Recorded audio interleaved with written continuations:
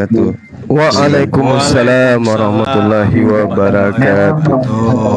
Ya, jangan menarasi yang lain-lain dulu. Kita santai aja. Jika kalian katakan itu adalah bahasa Ibrani, silakan, nggak masalah. Nah, silakan. Ya, kita bahas satu-satu ya teman-teman. Di dalam yang namanya dua raja-raja tadi mengenai usia Ahazia, Ahab, itu kalau kita lihat dari inskripsi Azab, itu usianya yang sudah mulai dia bertahta ya, bukan pada saat dia dijadikan pangeran utama kalau dalam secara kerajaan ya. Itu diangkat jadi raja. Itu bahasa redaksinya sama ya. Di dua Tawarik atau di dua raja-raja itu bahasa redaksinya sama. Nggak ada penjelasan yang tadi yang kamu jelaskan itu nggak ada. Itu kamu asumsi. Dari secara sebentar GG. Jadi seperti yang saya bilang, data itu dibagikan 3 klasifikasi: primer, sekunder, dan tersier. Ketika primer yang dikatakan yang di dalam Alkitab kita begitu, kita harus lihat dari secara arkeologinya. Itulah makanya kenapa Alkitab kita bisa diteliti, ya, di konstitusional internasional, di mahkamah internasional pun menang. Nah, yang seperti saya bilang, inskripsi dari Ahab itu udah jelas mengatakan ketika usia dia tertulis udah saat dewasa. Bukan pada saat dia diangkat jadi putra mahkota atau pangeran utama. Lalu kemudian jam di mana Yesus disalibkan, Matius melakukan pendekatan menggunakan jam yang di luar dari Yahudi. Sedangkan Yohanes menggunakan jam yang Yahudi. Penggunaan kata jam Yahudi itu dibagi beberapa kali. Jam pagi itu dari jam 3 sampai jam 6 itu baru disebut pagi. Jam 6 sampai jam 9 itu baru disebut pagi menjelang siang, udah siang. Jam 9 sampai jam 12 itu sudah disebut sangat matahari terbit. Itu bagi jam mereka, pembagian jam. Lalu jam 12 sampai jam 3 itu disebut sudah siang menuju sore. Jam 3 sampai jam 6 sore itu disebut sore, bukan malam. Nah, jadi ketika Yesus yang disalibkan jam 12 petang, kemudian dia mati di jam 3 sore, kemudian diturunkan di jam 6, karena itu di pembagian waktunya orang-orang Yahudi. Bisa di-search saja di sarapan pagi, kamu bisa ngerti. Makanya kenapa secara tradisi kami yang beribadah itu punya jamnya. That's why kalian pun sholat punya jam-jam tertentu.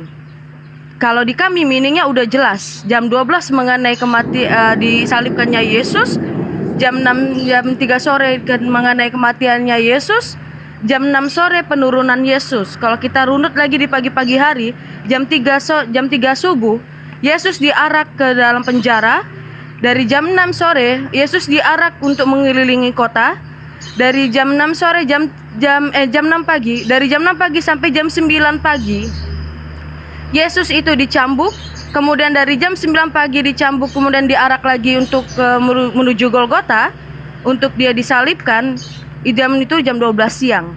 Makanya kami punya pemaknaan waktu ketika beribadah karena itu, ya, ada pemaknaan waktunya. Itu lihat aja dari ibadah kami, tata ibadah kami. Kemudian seperti yang saya bilang, data itu diklasifikasi menjadi 3. Primer, sekunder, dan tersier. Ketika kamu menjawab mengenai Isa hanya sekedar skripsi orang semata, itu tidak bisa dibenarkan karena skripsi mengambil dari sekunder dan tersier, jarang sekali mengambil dari primer. Bagaimana untuk menguji yang primer ini, Isa yang lahir di bawah pohon korma? Mereka harus membutuhkan yang namanya data kualifikasi sekunder dan tersier. Apa sih, Mina? Ya, harus melalui uji-ujian yang lain seperti arkeologi, barang-barang yang ditemukan untuk membenarkan bahwa Isa lahir di pohon korma. Kenapa saya bilang begitu, teman-teman? Menurut National Geographic, ini penelitiannya nggak main-main ya, nggak kaleng-kaleng. Menurut National Geographic, Arab itu tidak memiliki aliran sungai sekecil apapun, bahkan jangankan kecil, yang besar pun tidak punya.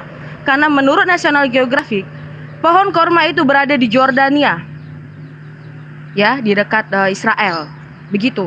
Kemudian kalau kita bahas lagi, udah di dalam Alkitab kita jelas dituntut harus sesuai dengan sejarah dan bisa diteliti secara arkeologi, itu baru disebut benar. Dan ini teruji. Saya menggunakan perlindungan dari ayat Hud ayat 1 bahwa kitab Al-Quran itu ditulis secara teliti dan terperinci dan sangat jelas gitu ya kan. Tetapi tidak bisa diuji. Wah, ini gimana ini? Kita lanjut saja teman-teman. Sama seperti ketika kisah Adam dan Hawa yang diperintahkan oleh Allah untuk iblis sujud kepadanya. Ternyata itu adalah The Legend of the Jews. Sebentar. Itu The Legend of bapaknya si Ibrahim siapa? Kalau di kami disebut Tera, di kalian apa? Nah, kemudian kita bahas lagi, apalagi si Mina yang ada di dalam Al-Quran selain The Legend of the Jews yang itu tadi. Ternyata mereka juga mengambil kisah dari kisah-kisah The Legend of the Jews dan myth yang orang Yunani. Bahkan apa yang sudah dikutuk oleh kekristenan pun diambil oleh Islam. Apa saja? Bisa sangat banyak. Jadi kalau misalkan dikatakan Al-Quran itu teliti dan terperinci, semuanya penjelasannya sempurna, mengapa dia mengambilnya dari kitab-kitab yang lain? Dalam kitab kita jelas, seperti kata Yohanes di terakhir, untuk menulis mengenai Yesus ini tidaklah muat. Bahkan kitab seluas lautan mati tidak akan muat untuk menulis mengenai Yesus. Begitu ya. Sudah? Ya. Silakan Gurunda tanggapi. Oke, baik, makasih. Assalamualaikum warahmatullahi wabarakatuh.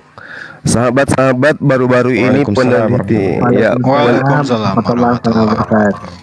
Baru-baru ini dilansir dari Yerusalem langsung ya, bahwa peneliti berhasil tumbuhkan benih kurma yang sudah berusia 2000 tahun silam. Alhamdulillah.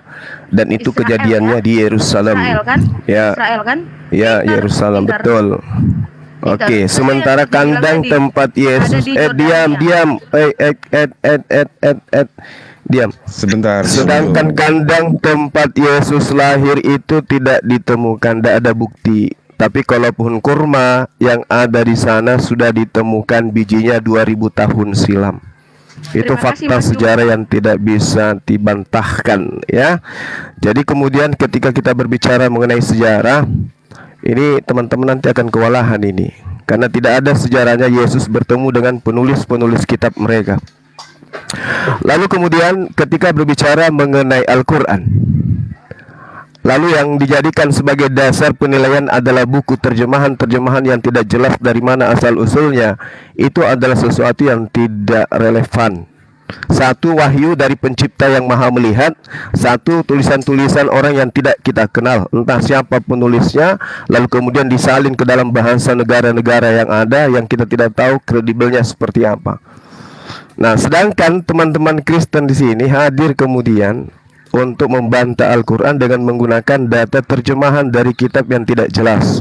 Konon cerita yang dituliskan ini adalah buku yang dituliskan oleh 40 orang, kurang lebih 1700 tahun. Siapa di antara penulisnya? Tidak ada yang tahu. Jadi sangat keliru ketika kemudian dikatakan bahwasanya Al-Quran itu salah dengan menunjukkan data-data dari Bible. Kemudian sangat-sangat mudah untuk membuktikan bahwa yang disalib itu bukan Yesus. Kita lihat aja di dalam kitabnya teman-teman Kristen yang amburadul, acak-adut satu sama lain. Matius 26 nomor 29. Yesus sendiri yang berkata dengan mulutnya, mudah-mudahan dia tidak berdusta, mulai dari sekarang aku tidak akan minum lagi hasil pokok anggur ini sampai hari aku meminumnya nanti, yaitu bersama-sama dengan kamu dalam kerajaan Bapakku. Jadi Yesus berikrar dan berjanji di depan murid-muridnya tidak akan minum pokok anggur lagi sampai nanti di hari kiamat, nanti hari di kebangkitan. Tapi yang disalib ini mati karena keracunan anggur. Di dalam Yohanes 19 nomor 30, sesudah Yesus meminum anggur asam itu, berkatalah dia sudah selesai, maka dia pun mati. Jadi ada dua oknum yang berbeda. Satu mengatakan tidak akan minum anggur lagi, yang satu mati bukan karena disalib, tapi mati karena keracunan anggur. Itu fakta. Jadi tidak usah lagi mengatakan tidak ada penyaliban, bukan Isa yang disalib, bukan Yesus. Faktanya penyaliban itu memang ada, tapi yang disalib itu bukan Yesus Kristus, bukan anak Maria. Karena anak Maria itu diselamatkan oleh Tuhannya. Demikian sementara, silakan. Silakan Bang Storymaker. Ya, kalau kami kekristenan memahami bahwa 2 Korintus 5 ayat 21, dia tidak mengenal dosa. Nah, ini uniknya, dibuat berdosa. Artinya apa? Hanya manusia berdosa lah yang mati. Kalau tidak berdosa tidak bisa mati, bro. Maka dikatakan waktu di kayu salib ditimpakan semua dosa manusia itu sehingga dia mati manusianya. Uniknya di situ. Tetapi semua manusia yang mati itu jelas dikatakan oleh Alkitab kami, kitab suci itu berdosa. Nah, ini uniknya. Itulah buktinya.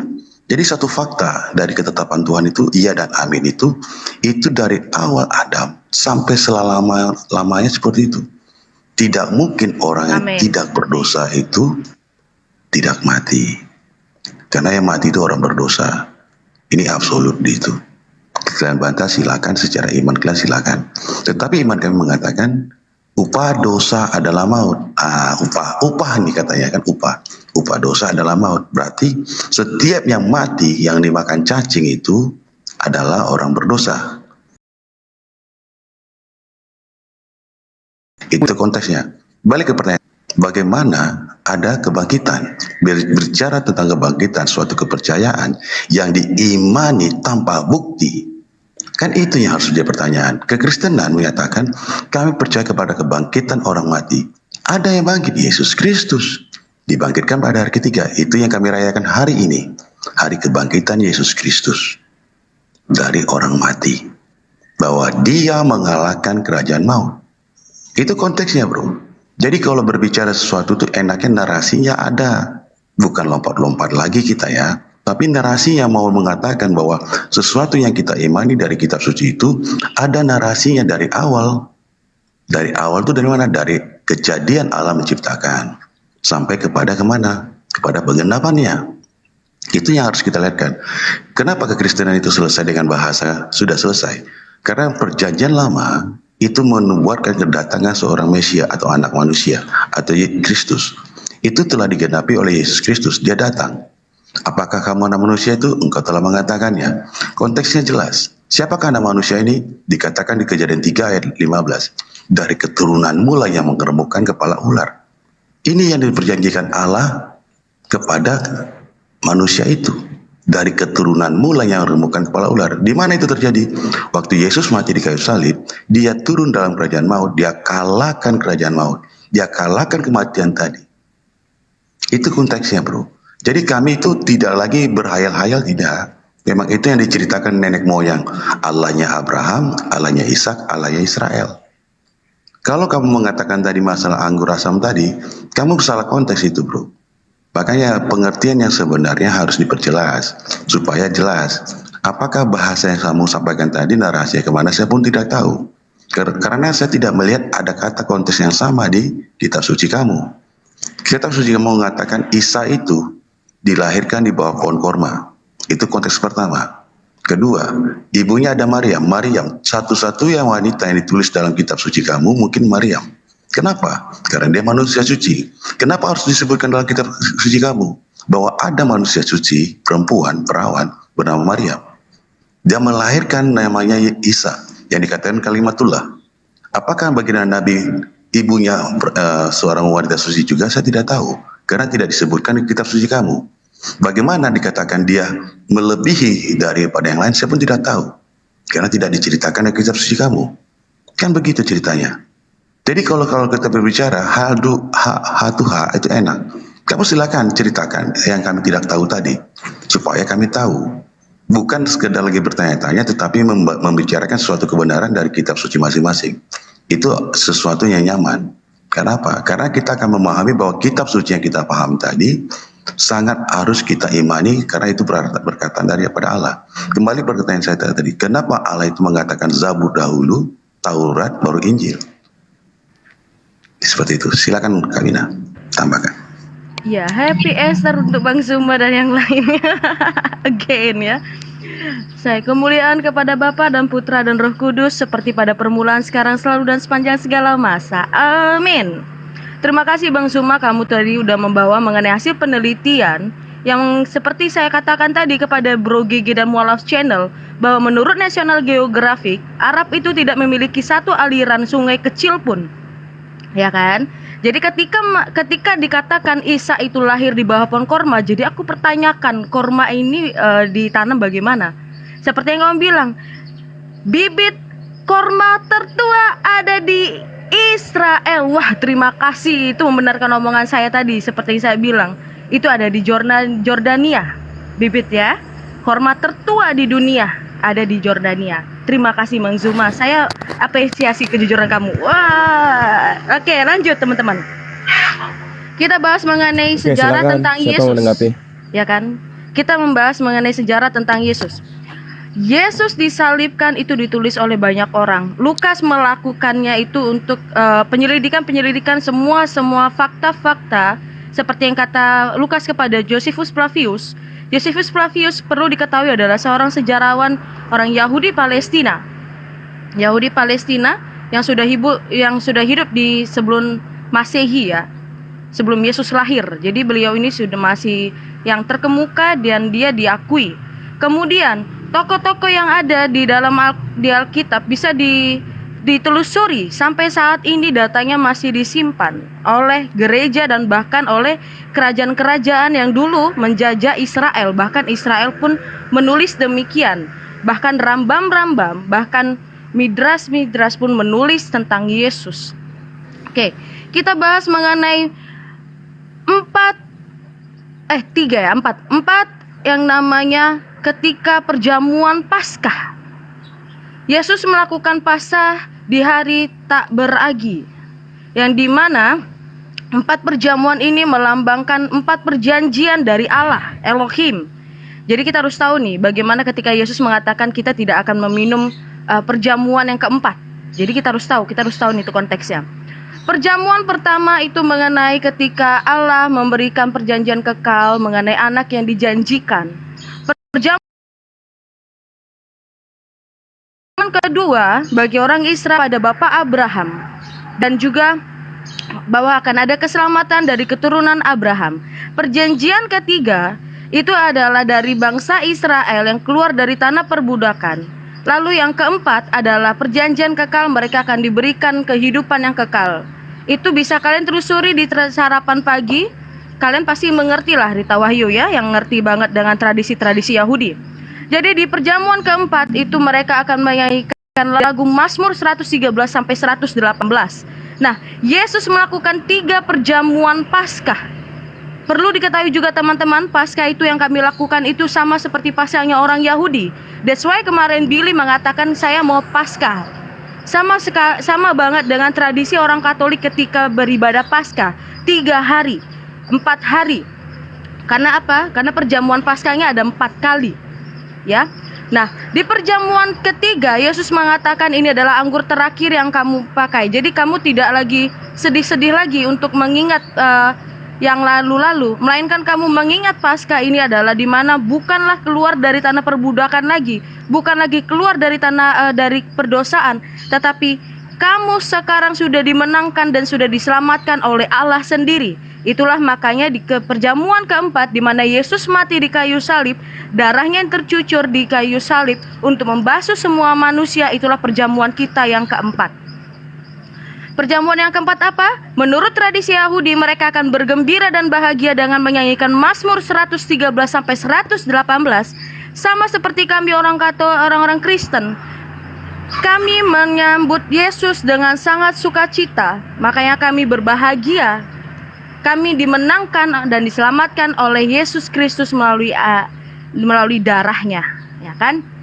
Kemudian ketika kamu bilang itu mati diracun, saya tidak menemukan data yang kamu bilang.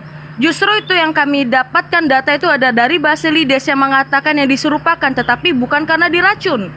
Dan itulah yang diambil oleh Al-Quran, yang dimana Yesus diserupakan karena Yesus yang dianggap oleh Gnostik Basilides bahwa Yesus adalah roh sepenuhnya, ya makanya keilahiannya yang ditekankan. Jadi makanya Yesus tidak disalibkan, melainkan orang lain yang diserupakan untuk memenuhi karya keselamatan tersebut. Bisa tolong dibaca teman-teman, Gnostik Basilides, dipersilahkan.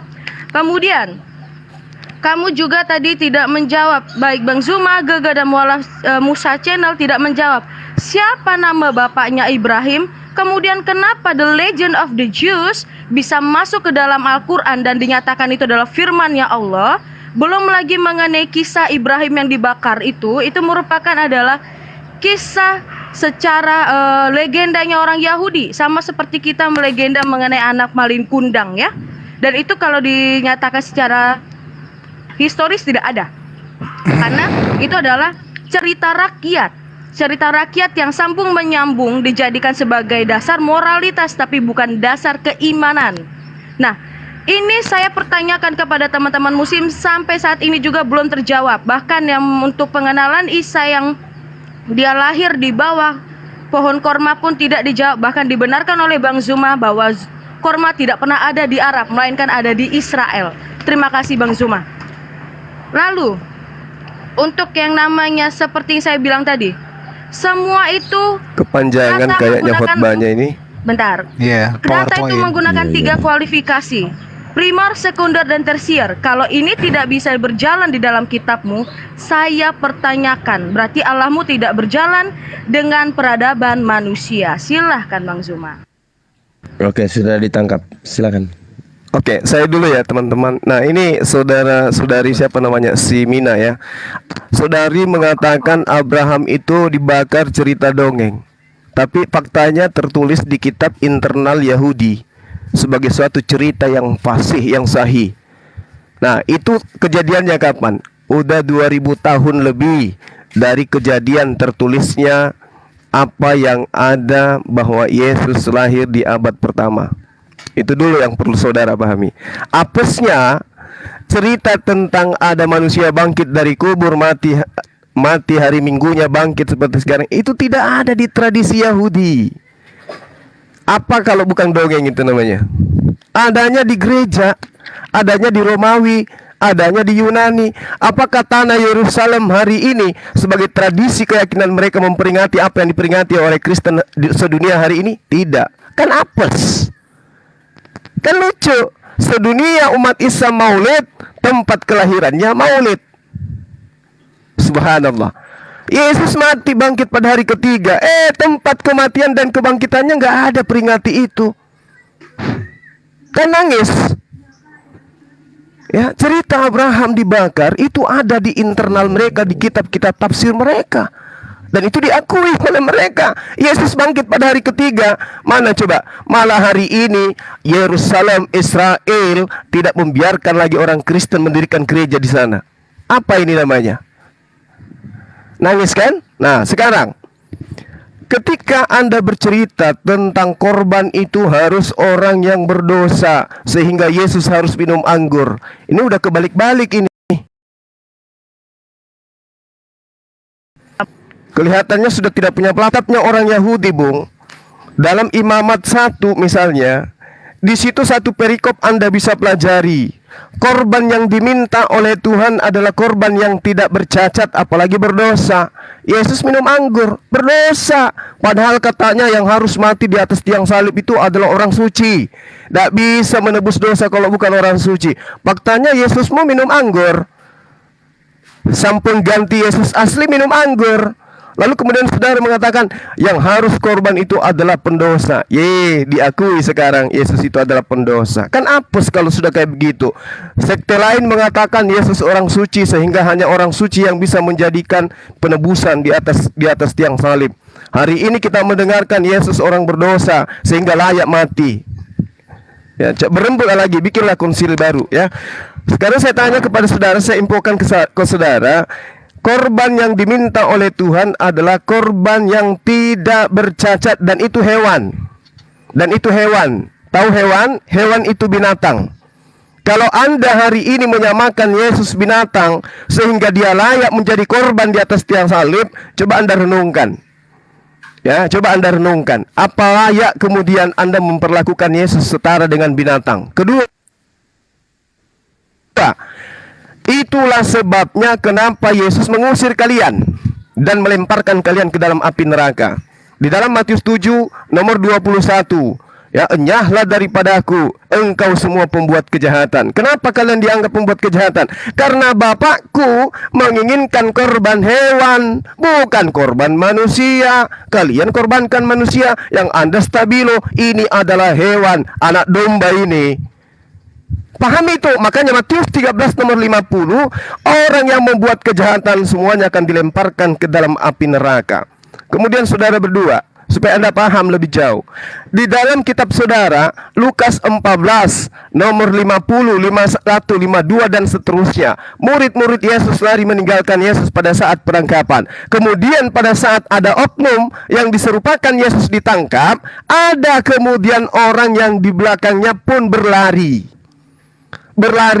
lalu menanggalkan kain lenan yang ada pada dirinya, lalu lari telanjang. Ini PR yang sudah hampir 5.000 tahun orang Kristen belum bisa temukan. Siapa orang yang lari dalam keadaan telanjang melepaskan kain lenan? Di depan, di belakang orang yang dikatakan Yesus, tapi bukan Yesus yang asli. Siapa orang yang lari telanjang melepaskan kain lenan itu? Saya kasih bocoran, tapi tidak ada yang mau percaya. Lebih percaya kepada angan-angan, ajaran Romawi Yunani. Datang dewa, mati di atas tiang salib, nebus dosa manusia. Padahal Israel hari ini tidak ada kegiatan ritual seperti itu. Tuhannya datang, Hasem datang, hari ketiga bangkit dari kematian. Nggak ada itu. Adanya di Vatikan, adanya di Roma, adanya di Eropa sana. Yang lari telanjang menggunakan kain lenan itu Yesus. Apa buktinya? Baca kitab saudara, plototin, jangan cuma PowerPoint aja yang dibesar-besarin. Bibelnya dibaca. Yohanes 13 nomor 4. Lalu bangunlah Yesus dan menanggalkan jubahnya. Lalu ia mengambil sehelai kain lenan dan mengikatkan pada pinggangnya. Siapa yang pakai kain lenan? Yesus. Siapa yang lari telanjang melepaskan kain lenan? Siapa? Siapa? Yesus. Siapa? Yesus. Yesus. Yesus. Kitabmu sendiri yang menerangkan itu. Makanya Al-Quran itu tidak pernah diragukan kebenarannya. Wa ma qadarullah haqqa qadrihi iz qalu ma anzalallahu ala basharin min syai'. Qul man anzal kitab allati naja'a bi Musa nura wa huda linnas taj'alunahu qaratisa tubdunaha wa tukhfuna katsira. Kitabnya orang terdahulu diceritakan Al-Quran. Mereka menampilkan sebagian dan menyembunyikan yang lain. Sehingga ketika Anda mengatakan di Al-Quran dikatakan ayah Abraham itu adalah siapa? Azar. Saya katakan tidak ada dikatakan di situ aba kandungnya. Orang-orang terdahulu ketika mengatakan aba atau abi itu bisa paman, bisa om, saudara ibunya, saudara ayahnya, bisa dipanggil aba, bisa. Makanya Rasulullah Muhammad SAW memanggil aba kepada pamannya. Begitu juga Bani Ishak. Makanya mereka itu sangat-sangat pelit menceritakan tentang nasab. Hanya orang Yahudi dan orang Islam, orang Arab dan orang Yahudi yang memegang tradisi nasab sangat-sangat rinci. Itu yang perlu Anda pahami. Sehingga Al-Quran menarasikan aba atau abi di situ adalah pamannya. Kenapa tidak dikatakan bahwasanya Abraham bapaknya adalah Terah? Kenapa? Karena Al-Quran itu bukan buku biografi.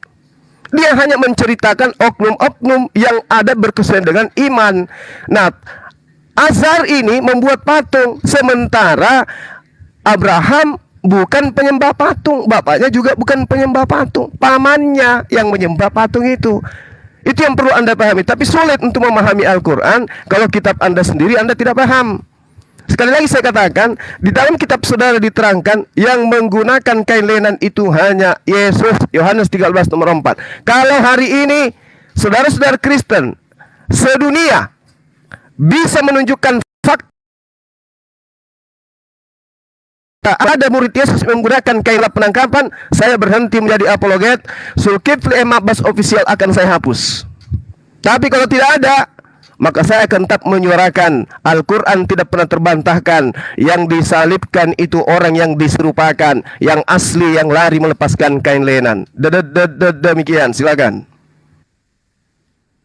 Gak Silakan nyambung yang gitu, mau apa jawabannya menambahkan. apa? Silakan kalau ada mau menambahkan teman-teman. Silakan Bang Gege. Kalau ada menambahkan silakan. Boleh silakan.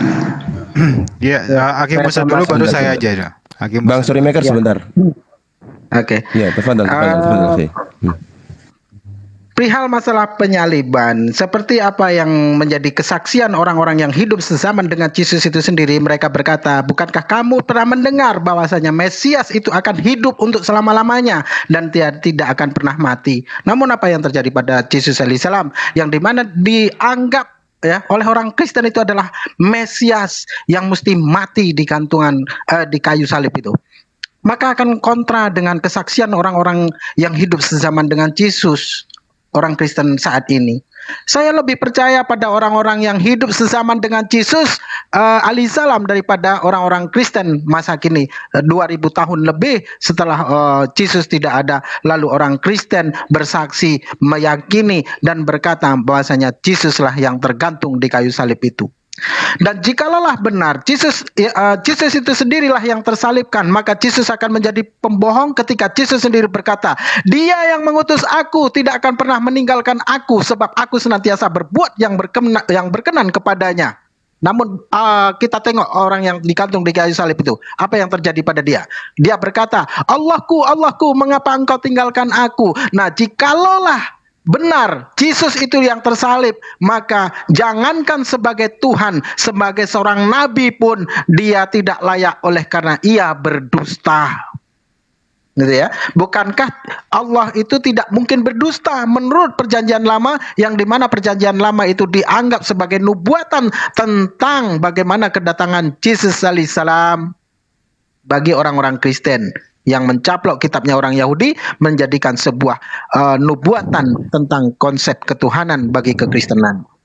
Nah, sekarang jikalaulah orang Kristen mengatakan bahwasanya Yesus itu Tuhan dan mempunyai kuasa dan mempunyai kesamaan dengan Allah itu sendiri, bukankah Yesus sendiri berkata ya bahwasanya Allah lebih besar daripada aku, seorang utusan tidaklah lebih tinggi dari yang mengutus, dan seorang hamba tidaklah lebih tinggi dari tuannya. Lalu letak kesamaannya di mana? Dan jikalaulah cerita kita masalah kuasa, ya, ketika Yesus didatangi seorang ibu untuk memintakan bagi kedua anaknya untuk duduk di sebelah kiri dan sebelah kanannya, Yesus menjawab dengan lugu dan polos. Ia berkata, cawanku memang akan kamu minum, tapi perihal duduk di sebelah kiri dan sebelah kananku, aku tidak dapat memberikannya. Aku tidak berhak untuk memberikannya. Hanya Allah saja yang dapat memberikannya bagi siapa yang ia kehendakinya. Nah, sekarang cerita masalah penebusan dosa melalui gantungan itu ya, kayu salib.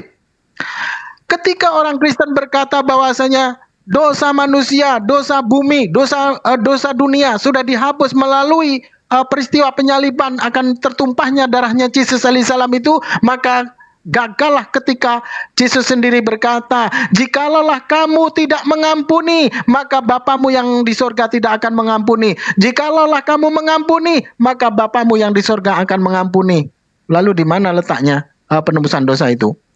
Dan ketika ketika Yesus didatangi oleh orang-orang ya yang membawa anaknya, lalu dihalau oleh murid-muridnya, Yesus berkata, jangan halang-halangi anak itu untuk datang kepadaku, sebab merekalah yang empunya kerajaan sorga.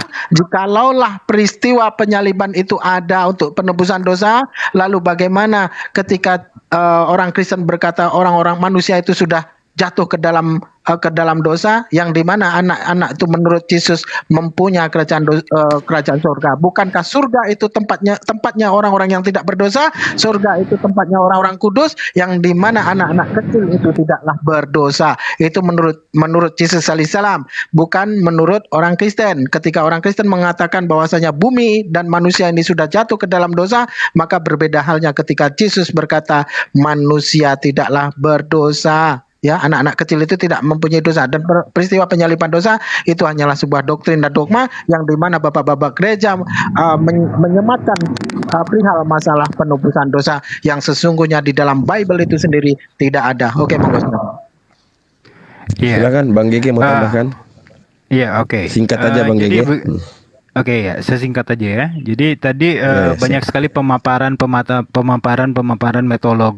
metode terkait dengan Mina menerangkan metode sejarah gitu ya. Tapi dia lupa gitu kalau ini semakin melegitimasi bahwa Alkitab itu adalah sejarah gitu ya. Jadi dia menyampaikan bagaimana cara teknis metodologi sejarah, menelusuri sejarah, tapi di dalam Alkitabnya sendiri banyak sekali kontradiksi. Seandainya sidang konsili itu dihadirkan, yang ada di dalam sidang konsili itu sudah dibubarkan, ya, karena 4 Injil kanon yang terkanonisasi itu banyak sekali kontradiksi. Ya, karena saya diminta singkat ya, baik, mari kita persingkat gitu. Dan satu lagi ya, saya selalu bilang kepada dalam konsep penyaliban Yesus gitu ya, beberapa kali saya berdialog dengan orang Kristen gitu, Oten, kalau kita tuh memuliakan Nabi Isa gitu ya, sebagaimana itu tertuang di dalam Al-Quran gitu ya, bahwa tidaklah Isa itu dibunuh, melainkan diserupakan gitu ya, dan diselamatkan gitu ya. Ya itulah yang mereka lupakan, bahwa disinilah bahwa ada fakta menarik ya. Ada fakta menarik pada saat di Mazmur ya, di Mazmur ayat 9, Mazmur 91 ayat 10 ya. Tidak ada malapetaka yang akan menimpa Yesus, apalagi kematian melalui penyaliban. Disinilah mereka yang selalu terkena doktrin bahwa penyaliban itu adalah penebusan dosa, tapi mereka melupakan ayat Mazmur ini gitu. Ya, sekian dari saya, terima kasih. Baik, terima kasih Bang Gege. Silakan Bang Storymaker. Saya suka sekali dengar cerita ke teman-teman. Tapi si Gege, kamu tidak tahu Mazmur itu taruh di mana ya? Di kejadian baru atau perjanjian baru atau perjanjian lama? Harus belajar lagi kawannya, jangan memalukan. Ya, oke. Juga kamu mualaf center, mualaf Musa sendiri. Kamu juga tidak tahu apa bicaranya kebanyakan, sama kayak Zuma juga gitu. Ya kamu aja langsung ngomong, kamu. Dari tadi kamu diem soalnya. Kamu dari tadi galak di awal, begitu kita bertiga udah mulai panas, kamu sekarang jadi lembek gitu, sorry maker. Bang Gege sabar. Kamu kan saya mau bilang ke kamu tadi, saya setuju dengan Zuma bahwa mereka yang tidak percaya itu dilemparkan ke neraka. Kata neraka ini sudah satu jaminan bagi mereka masuk neraka itu adalah mereka yang berbuat dosa, itu benar. Dan pelaku kejahatan itu dilempar ke dalam api neraka, api lautan api, itu benar. Siapa yang dilempar ke lautan api itu? Orang berdosa, orang yang layak masuk api lautan api itu. Dan siapa mereka itu? Yang tidak melakukan kehendak Bapa. Sekarang pertanyaan saya sederhana, apakah kamu masuk neraka atau surga? Kan sudah terjawab itu. Makanya saya suka dengan bahasa-bahasa yang kalian ajukan, tetapi banyak yang konyol memang. Tapi kalau bahasa yang disampaikan Zuma tadi, saya sangat senang bahwa yang masuk neraka itu adalah yang tidak melakukan kehendak Bapa di surga. Benar. Kalau kalian akan masuk neraka, menurut iman kalian, itulah yang harus kalian pikirkan. Benar nggak perkataan Zuma tadi? Kan itu. Apakah semua orang Islam harus masuk neraka dulu? Silakan. Nah, selamat datang calon penghuni itu, kan itu. Jadi pengertiannya sebenarnya sudah disampaikan Zuma tadi lumayan banyak, tapi banyak yang menyimpang dari pengertian sebenarnya. Itu tapi ada beberapa hal yang saya suka juga, bahwa penghuni neraka itu adalah mereka yang tidak melakukan kehendak Bapa di surga. Saya bacakan Yohanes 3 ayat 16. Karena begitu besar kasih Allah akan dunia ini, sehingga dia mengaruniakan anaknya yang tunggal, supaya setiap orang yang percaya kepada dia tidak binasa, melainkan memperoleh hidup yang kekal. Mereka yang masuk ke neraka itu adalah orang yang binasa. Welcome, selamat datang. Kalau kalian sanggup menerima itu, silakan, imani saja. Dan satu hal yang saya beritahu kepada kamu semua, iblis itu kerjanya itu mengubah firman Tuhan. Ini iblis. Saya bacakan ya. Sekali-kali mana itu ya? Manusia jatuh sama normal. Kejadian 3. Ini kita baca ya.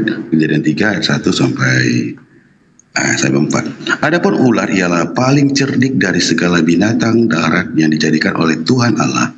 Ular itu berkata kepada perempuan itu, tentulah Allah berfirman, semua pohon dalam taman ini jangan kamu makan buah yang bukan. Begitulah, semua orang sudah membaca Alkitab dengan baik dan benar. Tetapi seringkali dalam pemikiran dia menyimpangkan kebenaran itu. Kenapa? Karena dia seringkali berpikir seperti iblis tadi. Saya bacakan ayat 2-nya. Lalu ucap perempuan itu kepada ular itu, buah pohon-pohonan dalam taman ini boleh kami makan. Tetapi tentang buah pohon yang ada di tengah-tengah taman Allah, Allah berfirman, jangan kamu makan ataupun raba buah yang nanti kamu mati. Apa kata ular? Nah, ini yang tidak mengerti. Tetapi ular berkata kepada perempuan itu, sekali-kali kamu tidak akan mati. Tidak akan mati. Inilah sebenarnya yang sering diputarbalikkan oleh iblis. Perkataan Allah, firman Allah yang tercantum dalam kitab kami, itu iya dan amin. Siapa yang memutarbalikkan itu? Itulah yang dikatakan ular tadi atau iblis tadi.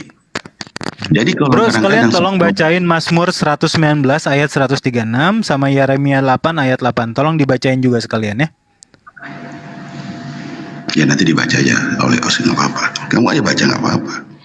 Silakan aja. Saya nggak keberatan. Saya senang firman Tuhan saya dibacakan. Baca. Boleh saya bacain? Oh silakan.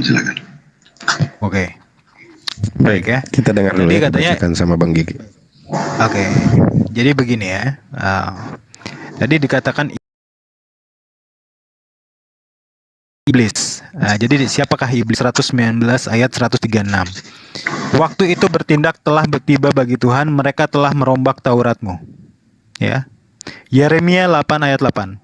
Bagaimanakah kamu berani berkata kami bijaksana dan kami mempunyai Taurat Tuhan? Sesungguhnya pena palsu penyurat sudah membuatnya menjadi bohong. Oke? Adapun sekali lagi ya.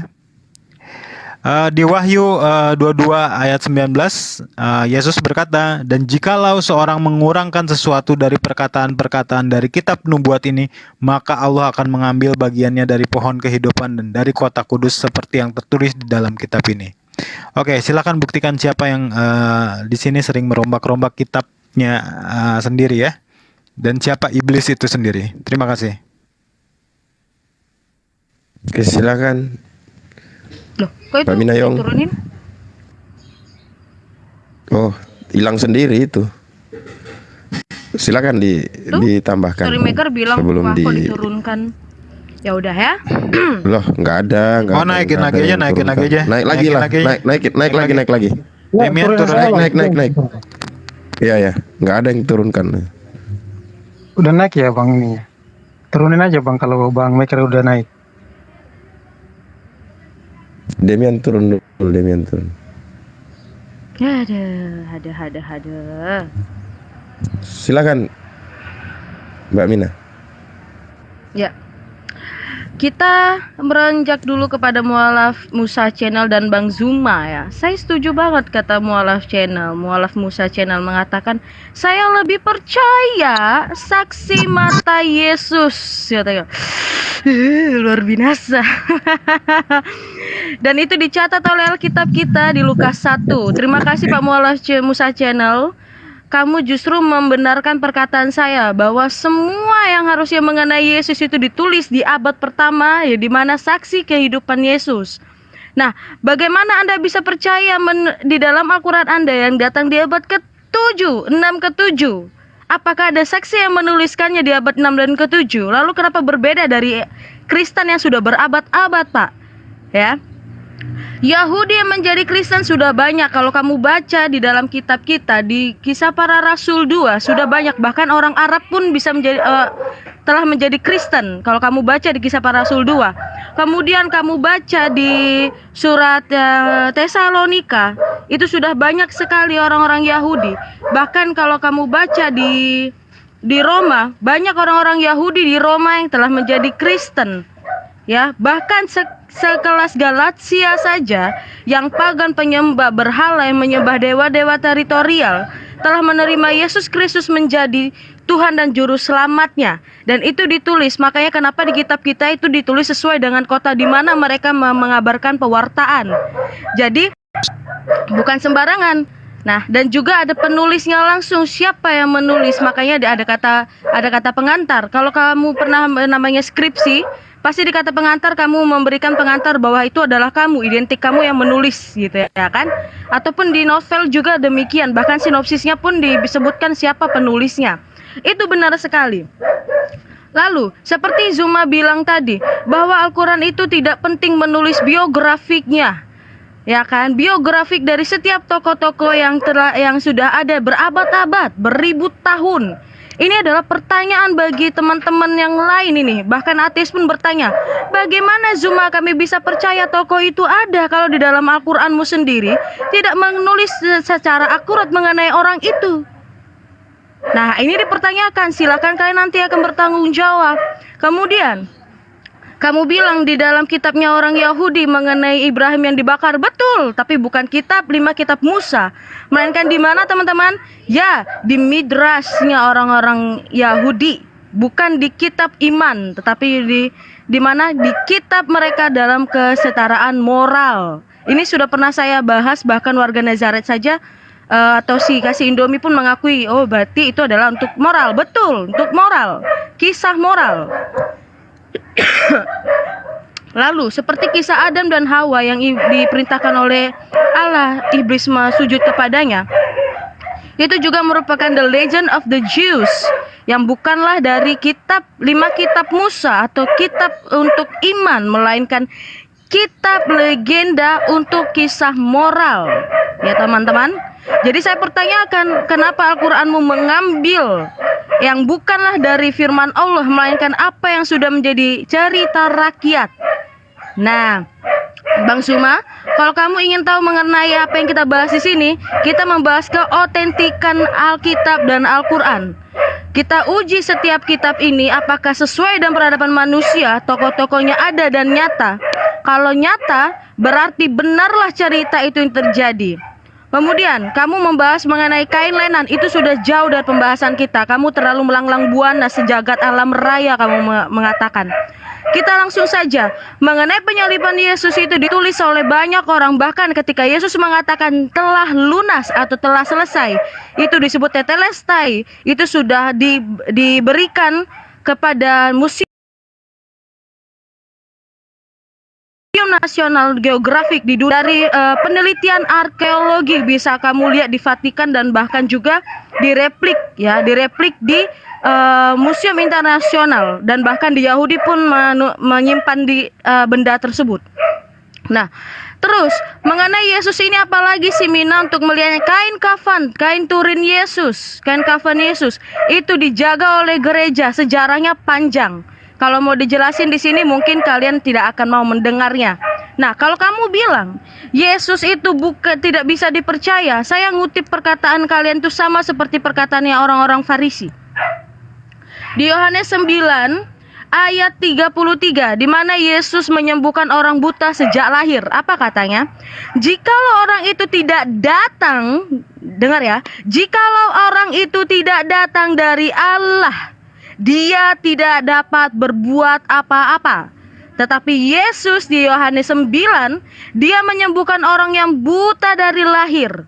Kalau Yesus bukan datang dari Allah, berarti Yesus tidak bisa berbuat apa-apa. Sedangkan Yesus berbuat apa-apa dan dia melakukan mukjizat yang begitu besar sampai orang Farisi dan Saduki pun berpikir, wah berarti ini adalah Mesias. Sang Mesias ini juga harusnya mau mengangkat senjatanya untuk melawan penjajah. Itu yang dilakukan oleh orang-orang Yahudi pada zaman itu.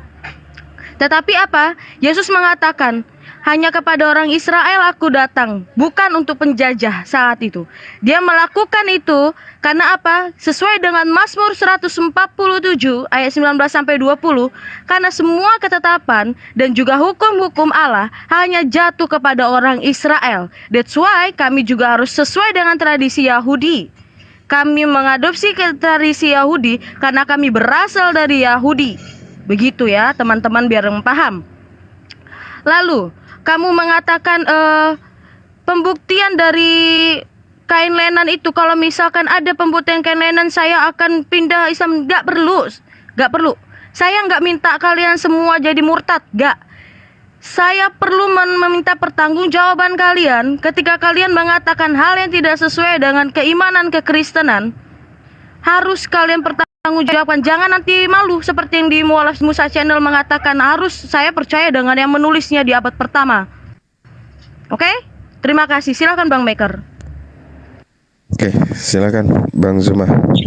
Oke, baik. Saya dulu Bang, saya Maker dulu. Maker belum selesai tadi. Udah tadi kan sebelum turun. Sudah tadi. Belum. Sudah. Belum, Udah. Kan, Iya, sudah. Belum lah. Kan tadi dia sama GG tadi bahas Mazmur 119. Ya, tadi Gak kan belum apa-apa. dibahas. Iya, Baca Mazmur dulu. 19 sampai ya saya tadi. Silakan GG sama si Sorry Maker. Sudah terkait iblis tadi, siapa iblis itu di Mazmur itu? Nah, iya Yang silakan mana? Bang Maker. Oke. Aku nggak baca. 19 katanya. Baca dulu aja. Mazmur 19 ayat. Iya, Mazmur 119 aku nggak tahu ya berapa yang dibilang. Aduh, masa nggak tahu sih kita sendiri. Ayat berapa? Udah, itu kan tanya terkait iblis itu, siapa iblis itu? Ayat. Ya, kita harus deal Jangan. ya. Kita harus deal sesuai dengan yang bahasa di. Silakan Halo. Bang Story sama Bang GG. Tadi Bang Storymaker itu membawa narasi bahwa yang iblis ya yang sering mengubah-ubah kitab. Ya, saya bawakan tadi Ya. Mazmur 91. Sebentar. 91. Mazmur 100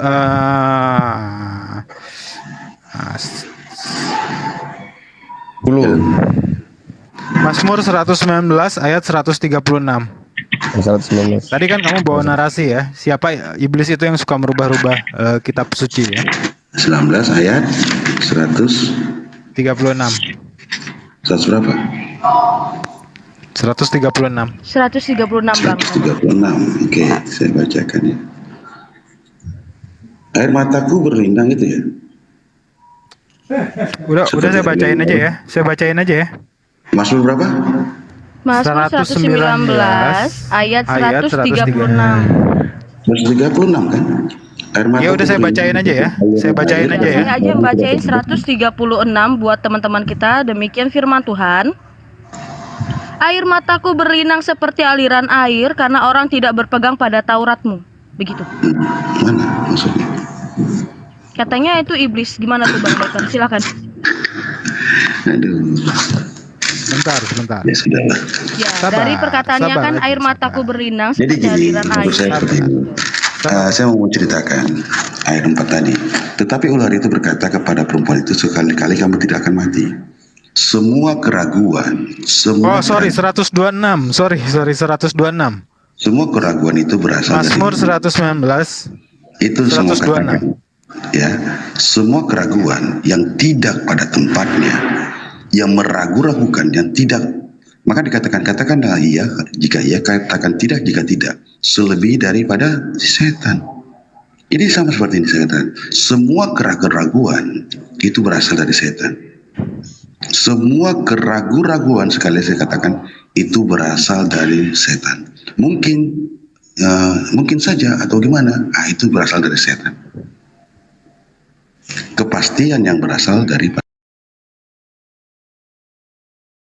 Tuhan. Katakan iya kalau iya. Kenapa iblis itu membuat keraguan di hati manusia? Maka dikatakan di Kejadian 3 ayat 13. Kemudian berfirman Tuhan Allah kepada perempuan itu, apa yang telah kau perbuat ini? Jawab perempuan itu, ular itu memperdayakan aku. Memperdayakan ini apa? Mendualismekan suatu kebenaran. Harusnya kebenaran itu satu, tetapi dia mendualismekan, sehingga manusia itu tidak mengerti firman Allah yang sebenarnya firman. Kalau ditanya, ini gimana? Mungkin seperti ini ceritanya, mungkin. Nah, seperti Musa tadi, Musa mengatakan ada disalibkan. Terus bicara, saya percaya kepada orang-orang begini.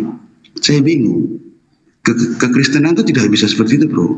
Apa yang ditulis oleh kitab suci itu harus diimani dengan benar. Tidak ada keraguan. Makanya cerita ini seringkali yang ada di kitab suci ini dicari faktanya. Fakta apa? Baik itu fakta sejarahnya, itu yang harus diperhatikan. Makanya saya bertanya tadi, kenapa dalam kitab suci kamu dikatakan Zabur dahulu, baru Taurat, baru Injil? Inilah perkara sederhana aja. Baik. Ya, supaya mengerti. Baik, sudah ditangkap. Silakan Bang Zuma. Silakan Bang Zuma, tadi banyak sekali yang perlu dijelaskan. Oke.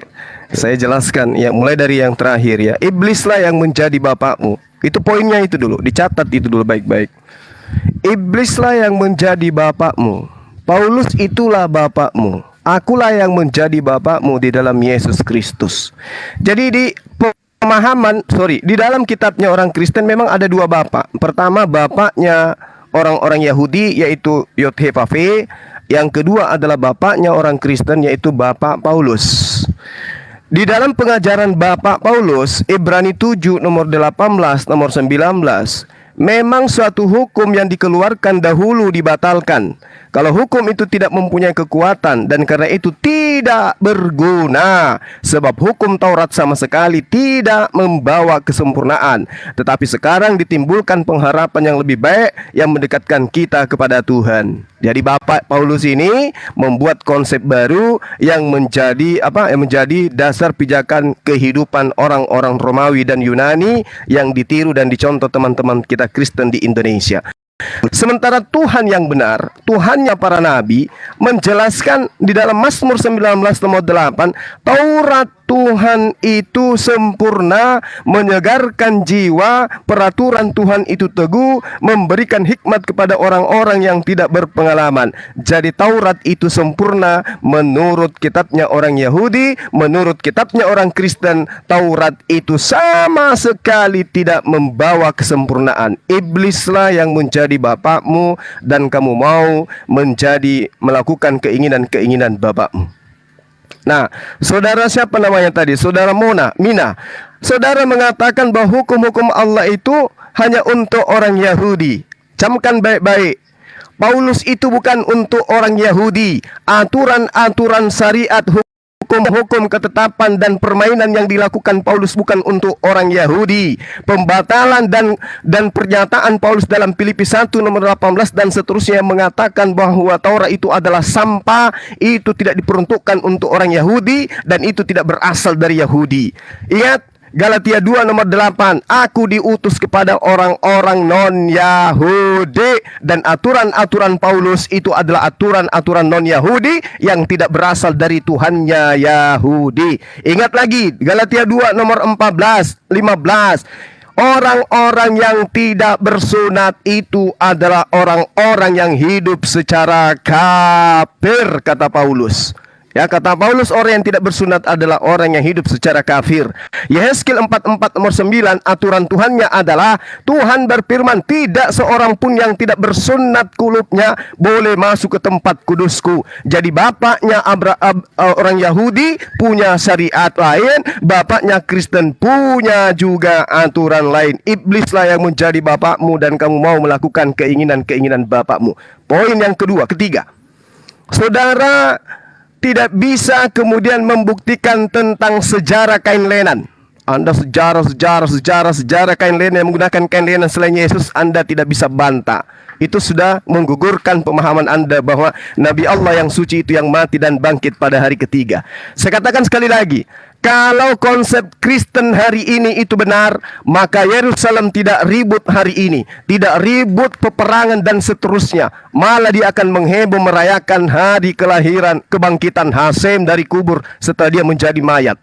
Pahami itu sekali lagi saya katakan kepada kalian.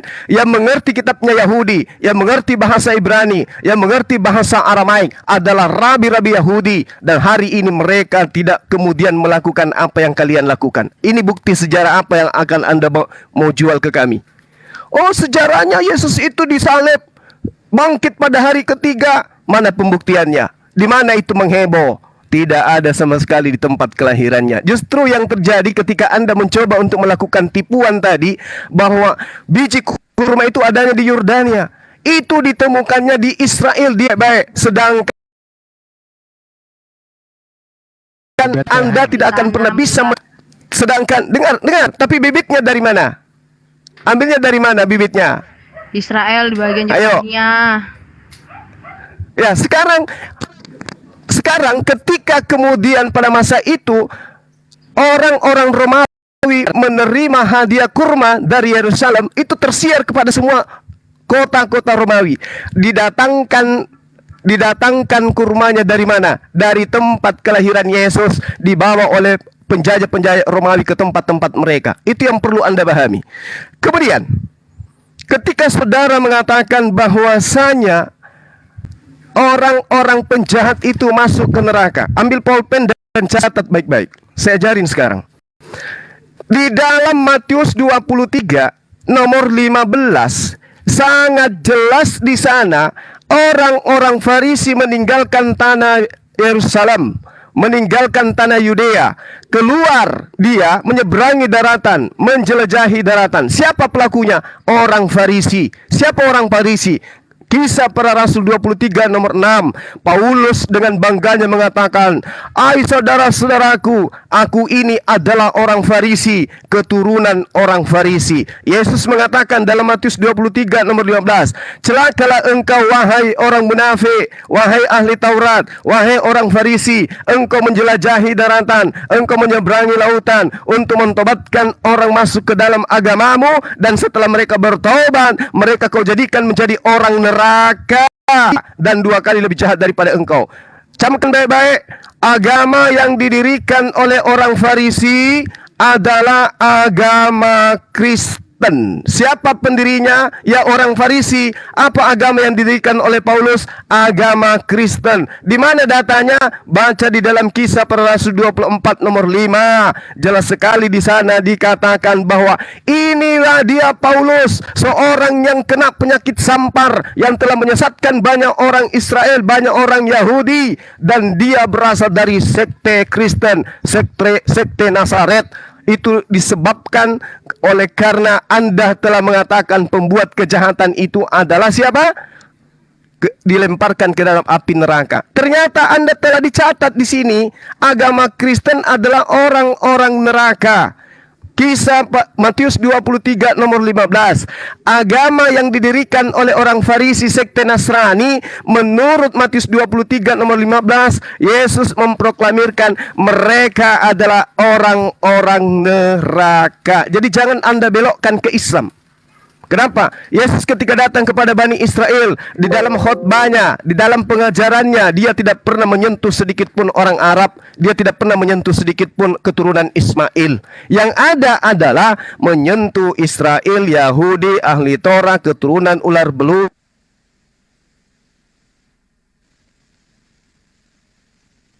Oke, saya jawab ya. Sudahkah? Bosan aku. Iya, ini apa-apa lari ke Paulus. Nggak menjawab. Narasinya nyambung dari tadi sih. Saya bacakan lagi. Kita bahas apa? Aduh, udah. Ya, kalau bicara Galatia kita bahas. Nggak enak kalau muter-muter, nggak dapat saya poin dari tadi juga. Nah, ini misalnya Galatia. Bang Zuma monitor, Bang Zuma. Galatia 3 ayat 16. Oke, silakan Bang Gigi atau Bang.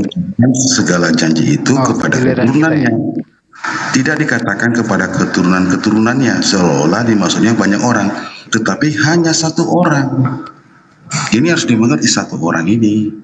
Siapa itu? Isa. Itu yang harusnya Yesus Kristus. Jalurnya jelas. Makanya saya bilang tadi, dari tadi kita bicara, nggak ngerti juga saya.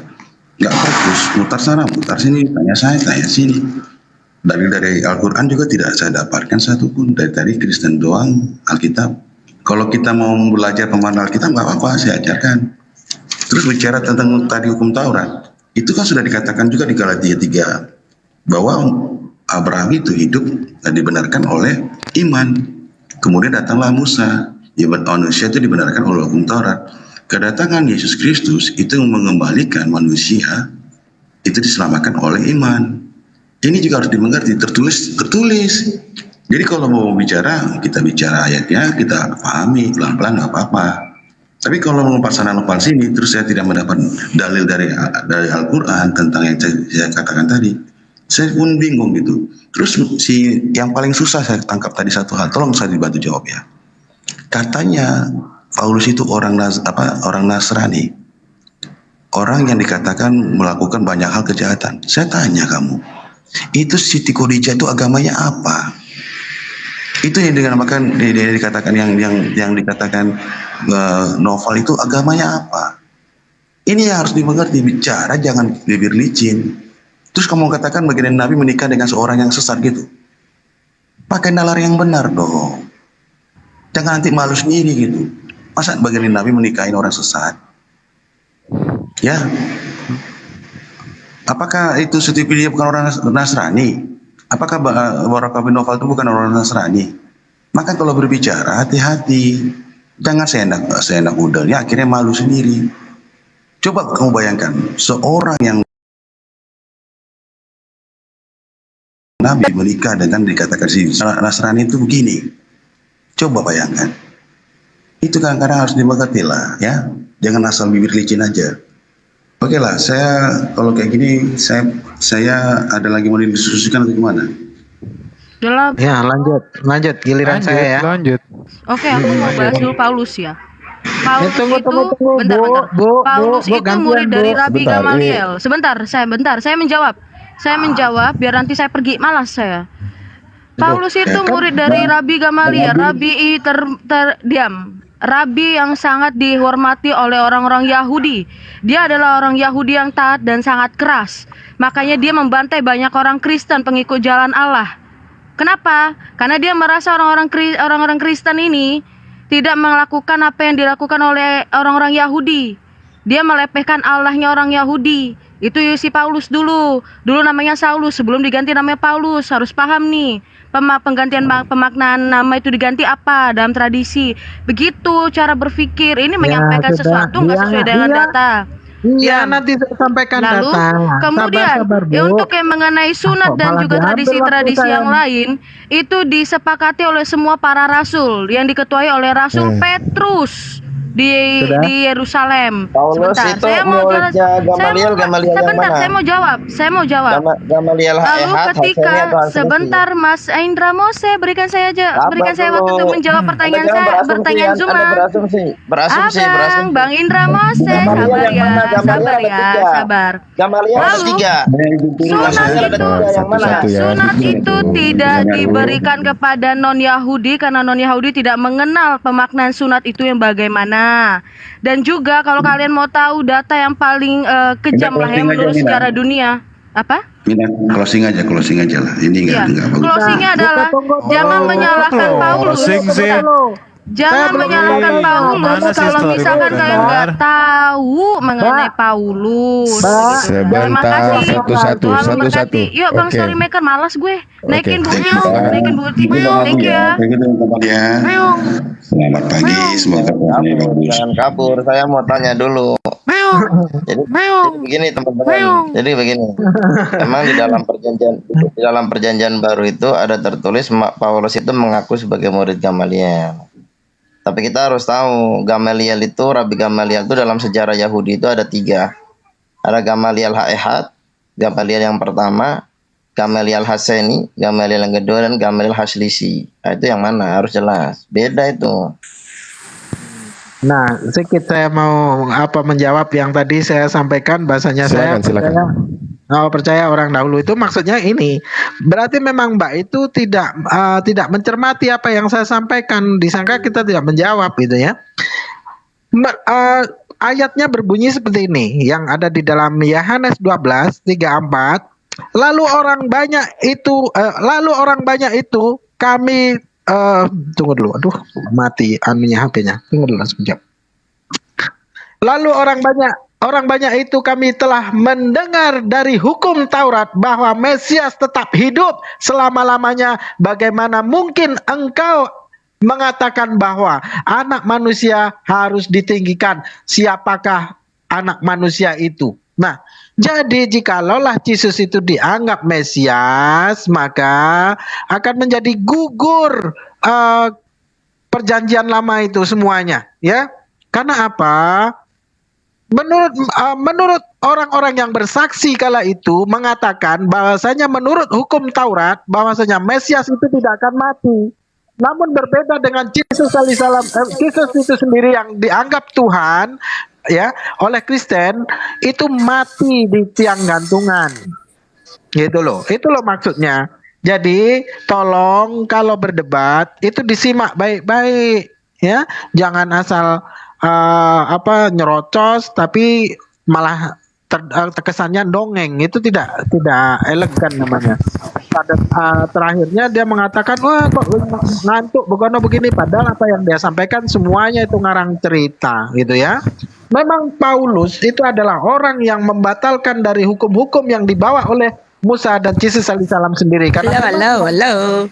yang menjadi otoritas di dalam Bible itu adalah Yesus alaihissalam di dalam Bible itu, yang dimana Yesus sendiri berkata, segala firman yang telah engkau sampaikan, engkau berikan kepadaku, telah aku sampaikan kepada mereka. Nah, kalaupun kita telisik firman yang disampaikan yang mana, tidak ada satupun tidak ada firman yang datang dari Allah konon katanya lalu disampaikan pada kaumnya yakni Bani Israel. Lalu datang Paulus, sudah pun itu dalam Markus, Matius, Lukas, Yohanes tidak ada satupun firman yang disampaikan oleh Yesus, ditekan lagi, diintervensi dengan surat-surat Paulus, yang dimana surat-surat Paulus itu membubarkan semua atau mementahkan semua ajaran dari para nabi itu sendiri. Oke. Halo, selamat pagi. Teman-teman, maaf tadi saya kepental. Bisa enggak? Saya sampai di mana tadi menjelaskan? Sampai di mana tadi saya jelaskan? Saya bicara sendiri ternyata. Sudah pergi orang-orangnya menjelaskan ayat orang, protesnya harus ada. Pak Juma, kalau orang ya menyelewengkan orang Kristennya harus ada. Gimana ceritanya? Ibu Ti, gimana menyelewengkan? Sementara yang kita bacakan ini dalil di dalam kitab saudara. Tidak ada membengkokkan. Nih, ya sebentar. Yang Anda baca dalil cuma dalil comotologi, padahal Alkitab Anda nggak comot-comot. Emang kalau dialog Anda baca dari kitab Kejadian sampai Wahyu gitu. Sebentar. Padahal Alkitab itu kontekstual, itu yang harus Anda ketahui. Ya, semua orang bisa tahu Anda itu. Kalau kontekstual, Anda hanya pakai ayat kata kunci. Nih, ketika Anda mengatakan iblislah yang menjadi bapamu, emang itu kata kamu buat siapa coba? Ayo, kasih ayat. Itu Paulus. Ya, Bang Zuma itu Paulus, itu pasti penjelasan yang tadi. Iya, mari saya buktikan bahwa iblis itu adalah Paulus. Itu sudah tidak bisa diragukan itu, Buti. Nggak bisa diragukan itu. Yang pertama, dikatakan dalam Matius 23 nomor 15, celakalah engkau wahai orang Farisi. Siapa orang Farisi ini? Baca kemudian Kisah Para Rasul 23 nomor 6. Paulus mengaku sendiri dia adalah orang Farisi. Siapa yang menjelajahi daratan? Paulus menjelajahi daratan sampai ke Filipi. Sampai ke Filipi. Ayo, pakai sabar, tidak mungkin dua orang bicara. Kemudian Paulus itu menyeberangi lautan. Saya ngomong nggak dikasih kesempatan. Buti sebentar, Buti. Saya host. Sekarang begini, Buti. Buti aja host, pakai timer. Sekarang Buti gini. Pakai timer. Nah, ya. Iya. Pak Juma pakai ngomong terus. Jangan nanti Juma ngerocok terus. Iya. Buti dan juga saudara Cep. Pakai Kalian berdua. Saya mau tanya kalian berdua sebelum masuk ke timer. Saya mau tanya kalian berdua. Enggak, agama apa? Jangan mau, Pak. Agama apa yang didirikan oleh sekte? Udah, host pakai. Agama apa yang didirikan oleh orang Farisi? Pakai host. Jawab dulu kalian berdua. Timer, host. Pakai timer. Macam ada ilmu aja pakai timer. Timer, nanti Uti dengan Juma dari tadi supaya enak didengar Pak Juma. Kamu ini ayat orang masalahnya Pak Juma. Saya lebih tahu dari Ibu. Itu siapa bilang lebih tahu? Jelas. Sekarang saya tanya. Kesesatan. Orang Farisi mendirikan agama apa, Bu? Pakai timer udah, pakai timer. Ayo pakai timer. Oke, silakan. Host, timer 2 menit. 2 menit, jangan kepanjangan. Kita mau isinya aja. Kita mau tulangnya, kita nggak butuh asumsi. Kita mau isi daging dari Bible itu sendiri. Silakan. 2 menit. 3 menit lah. 2 menit. 2 menit mengapain? 2 menit. Kalau 2 menit langsung poin inti. 3 menit itu dicampur air liur. Ayatnya yang perlu dibaca. Baca ayat aja 2 menit. Gini. Masa nggak pakai itu? Gak usah dibaca semua. Ibu menghadapi saya nggak usah baca semua dari A sampai Z. Anda cukup mengatakan di dalam nggak Yohanes bisa. ini, Inilah. kejadian ini kita nggak sudah bisa. tahu gitu. Inilah pembohongan Anda. Iya, kebohongan Anda. Sabar Buti. Ya, 3 menit. Katanya nggak mau nyerocos tapi minta waktu lama. 2 menit. 3 menit nggak lama, bro. Nggak lama 3 menit. Pas itu Masalahnya pas. kuping sakit kalau dengarkan Ibu. Realitas enggak, itu cuma sakit apa yang Yang bisa hadirkan timer coba. Ya, tolong timer supaya kelihatan adilnya. 2 menit itu isi, 1 menitnya asumsi. Ngapain? Ya, 3 menit supaya enak. Ya udah, silakan. Bisa hadirkan timer. Kita ikuti. menit Oke. lah. Saya nggak Bang, Iya. saya nggak bisa hadirkan timer. Kalau open kamera patah-patah jadinya. Silakan yang bisa. Jadi saya lihat munculkan aja, timer. ya saya lihat, saya catat ya. Jadi saya lihat itu kan di atas itu kan ada jam itu kan. Kita ini aja, ada yang memperingatkan aja, lihat di atas. Paling atas HP kita tuh kan ada waktu tuh. Nah, siapa wasitnya ngelihat ke atas gitu loh. Nanti kalau Oke, udah oke, selesai oke. kasih tahu. Siap. Iya kan? Itu kan lebih Oke. nyaman. Ya, Bang Juma ini kalau Oke, silakan. dibiarin ya dia akan menyesatkan banyak orang. Itu ayat orang loh.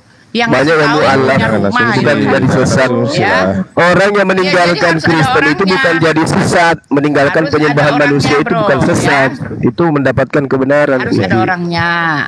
Oke. Oke, silakan Jadi asal mulai ngomong timer aja. kita lihat di jam masing-masing ya. Enggak, 2 sebentar, menit sebentar atau saya 3 menit saya ini. live-kan dulu ya sama Pak Juma ini sebentar ya teman-teman, sebentar. Saya minta waktu 1 menit nih, lagi itu dia lagi muter-muter. Oke, selamat Muter siang ya. Bang Ya, Mozart. silakan bernarasi aja dulu. Sebentar saya ambil. Ya, tadi Bang Zuma belum selesaikan penjelasannya. Beliau terpental. Silakan Bang Zuma. Ya. Oke, baik. Jadi tadi narasinya adalah Islam itu orang neraka. Tetapi jelas sekali di dalam Matius 23 nomor 15, Kristen itulah orang neraka. Kenapa? Karena orang Farisi mendirikan agama Kristen. Di mana tertulis itu? Kisah Para Rasul 24 nomor 5. Paulus mendirikan agama Kristen. Paulus adalah orang Farisi. Orang Farisi dua kali lebih jahat dan mereka adalah orang neraka. Silakan Anda bantai nih. Agama apa yang didirikan oleh orang Farisi? Kristen, lalu agama apa? Kisah Para Rasul 24 nomor 5. Paulus adalah dari sekte Nasrani. Kemudian di Kisah Para Rasul 23 nomor 6, Paulus adalah orang Farisi. Matius 23 nomor 15, kecaman Yesus kepada orang Farisi yang akan mendatangkan kesesatan kepada orang yang bertobat masuk ke menjadi pengikutnya, menjadi orang neraka dan 2 kali lebih jahat daripada orang Farisi itu sendiri. Bahasan kita, saudara-saudara, pertanggungjawabkan ketika Yesus mengusir orang jahat. Enyahlah daripada aku, engkau semua adalah pembuat kejahatan. Matius 13 nomor 50, pembuat kejahatan dilemparkan ke neraka. Matius 23 15, orang-orang Kristen yang dibentuk oleh orang Farisi menjadi orang neraka. Silakan. Ya, jadi ngawur ya. Enggak, saya masuk ini waktu saya 3 menit ya. Saya berhenti, saya harus jelas ya. Saya berhenti nanti di 11.01 ya, 11.01 saya catat ya. Jadi saya masuk ini karena tadi saya mendengar pernyataan langsung dari Bapak Story Maker ya, yang bertanya kepada Pak Juma ya, kenapa di dalam Al-Qur'an Zabur duluan baru Taurat ya, padahal sejarahnya kan, perjalanan sejarah itu ya, Zabur itu jauh setelah ada Musa gitu kan. Raja Daud itu jauh ya, di bawah dia itu anak cucunya Musa gitu ya.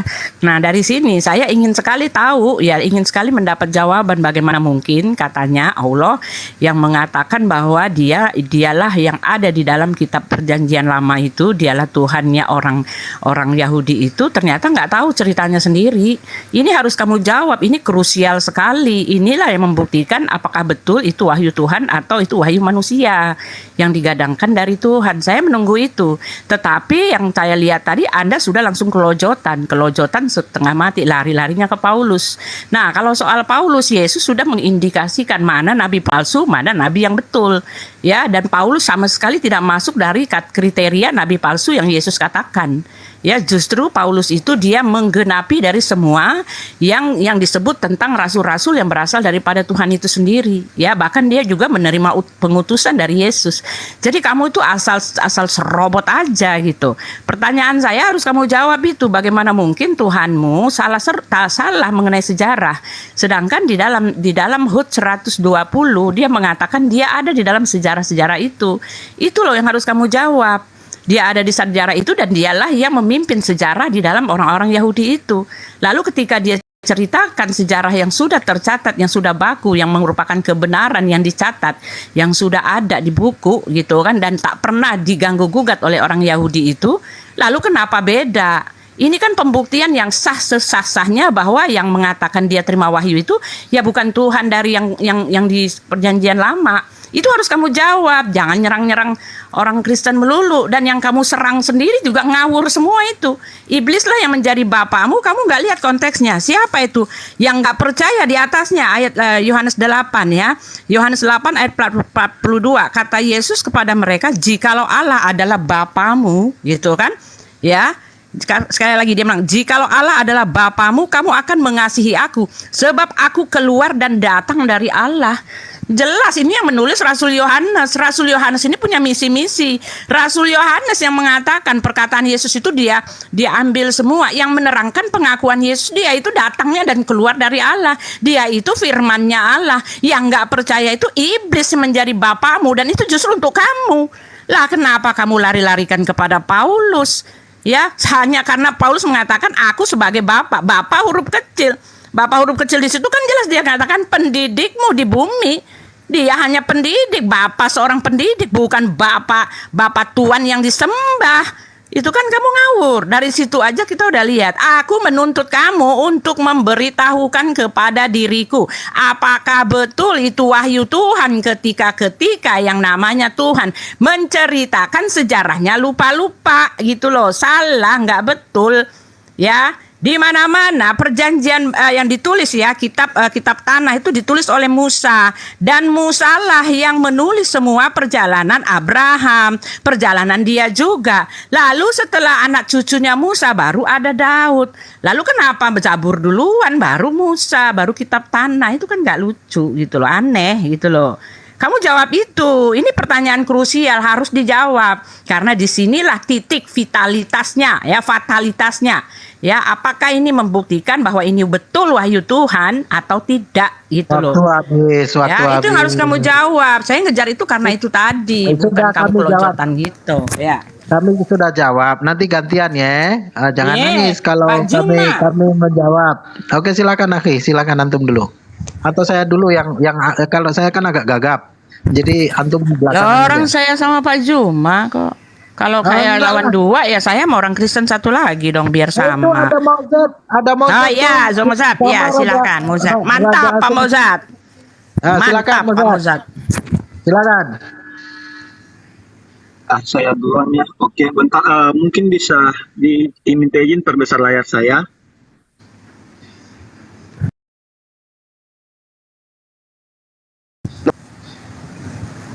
Saya open cam. Oke, saya ingin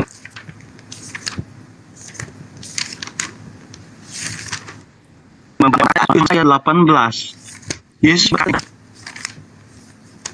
Suaranya hilang-hilang, Pak. Putus-putus Pak Mozat suaranya. Halo?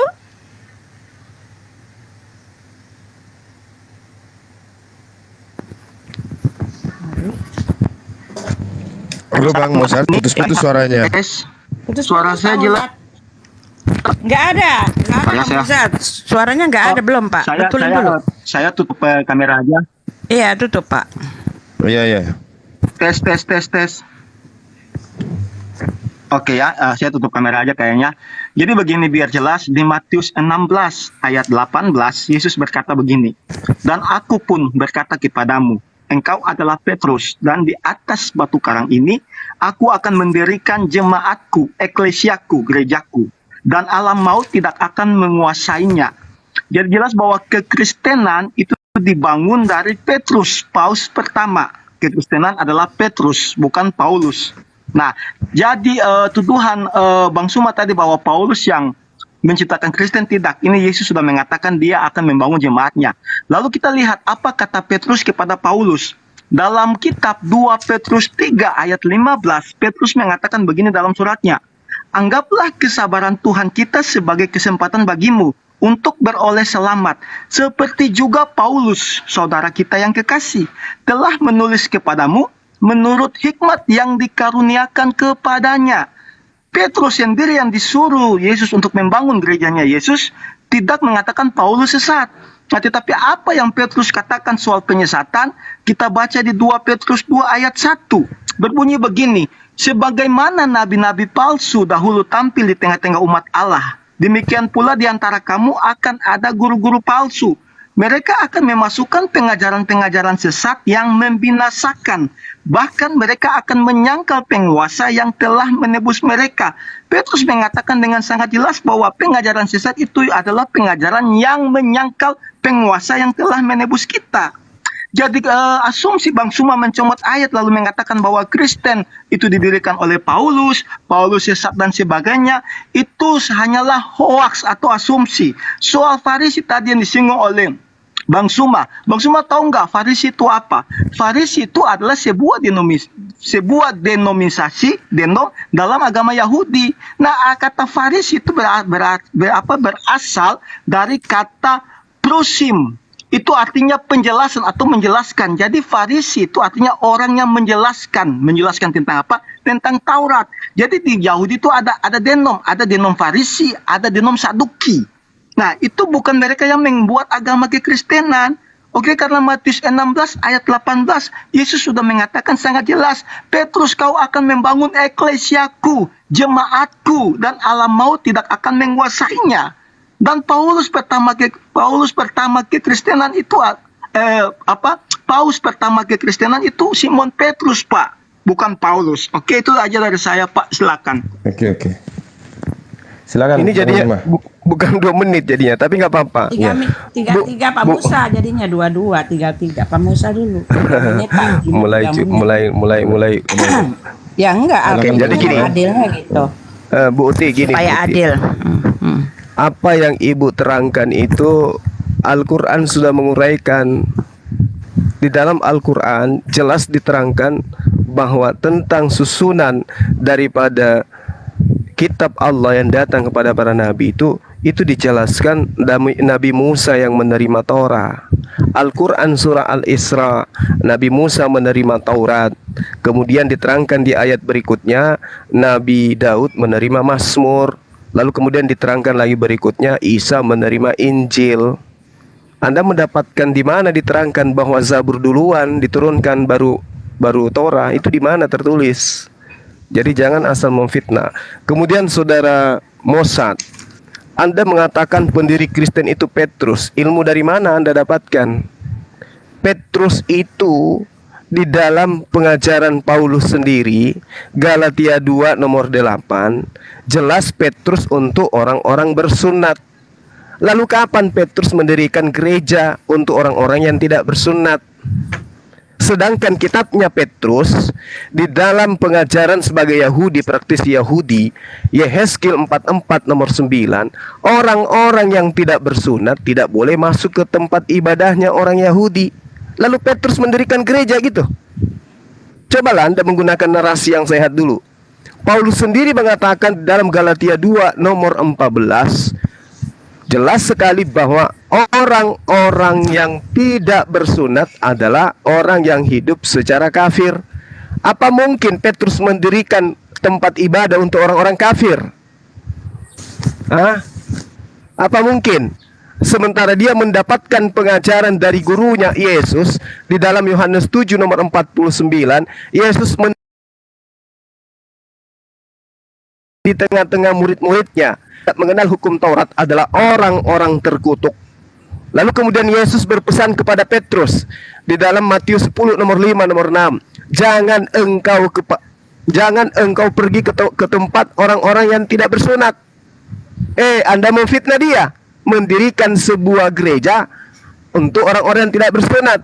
Anda keliru, Anda salah. Inilah sebabnya kenapa Anda dibolak-balikkan di dalam kitab saudara. Tidak mungkin kemudian Petrus murid Yesus ini mendirikan gereja tempatnya orang yang masuk tanpa mandi junub, tanpa basuh tangan, tanpa cuci kaki, tanpa bersunat. Tidak mungkin. Kenapa? Sudah dikecam orang-orang tidak bersunat itu dalam kitabnya. Yehezkiel 44 nomor 9. Orang yang tidak motong kulupnya tidak boleh masuk ke tempat kudusku. Dan orang-orang yang tidak bersunat menurut Paulus adalah orang-orang yang hidup secara kafir. Oke? Makanya saya katakan kepada saudara, kalau Anda mengatakan bukan Petrus, bukan Paulus yang mendirikan agama Kristen, dihapuskan aja kisah para rasul. Ini kisah, dan kisah ini bukan kisah pejuang, bukan kisah si unyil. Ini adalah kisah rasul katanya. Kisah rasul yang ada dalam kitab saudara. Paulus itu dari sekte Nasrani, sekte Nasarios. Nah, sekarang tunjukkan di mana disebut Petrus dari sekte Nasrani. Ada? Tidak ada. Paulus mengatakan dirinya di dalam Kisah Para Rasul 23 nomor 6. Dia katakan dirinya adalah orang Farisi. Yesus mengatakan di dalam Matius 23 nomor 12, orang Farisi akan mendirikan sebuah sekte di mana sektenya pemeluknya adalah penghuni neraka. Kurang apa lagi? Kurang akurat. Baca lagi baik-baik kitab saudara. Saya simpulkan 30 detik. Yesus mengatakan agama yang didirikan oleh orang Farisi pemeluknya adalah orang neraka. Paulus mendirikan sebuah agama disebut dengan agama Nasrani atau Kristen hari ini di dalam Kisah Para Rasul 24 nomor 5. Kemudian Pak, udah 4 menit, Pak. Petrus di dalam Galatia 2 nomor 8 itu diutus hanya kepada orang Yahudi, tidak diutus kepada kalian orang Kristen. Demikian, silakan. Ya, Pak, udah. Ya, Pak itu Pak Musa di 11:13. Sebentar. Ya, Ini saya tidak bisa kasih timer. Kalau saya open cam ini patah-patah. Ya udah, Jadi saya liatin aja. Saya ingatin aja. Tolong. Saya liatin aja, kita lihat aja ke atas itu. Lihat di atas ya, kita punya HP, ada semua ya, di belakangnya itu menitnya yang kita lihat. Saya catat di sini. Pak Musa diberhenti 11:13. Loh, tadi Bu Uti perasaan nguraikan panjang sekali ditambah Iya kan 3 menit. 3 menit sama-sama dengan Pak Juma. Tolong jadi 6 ada yang menit. bisa hadirkan timer di bawah. Yang bisa hadirkan timer coba naik.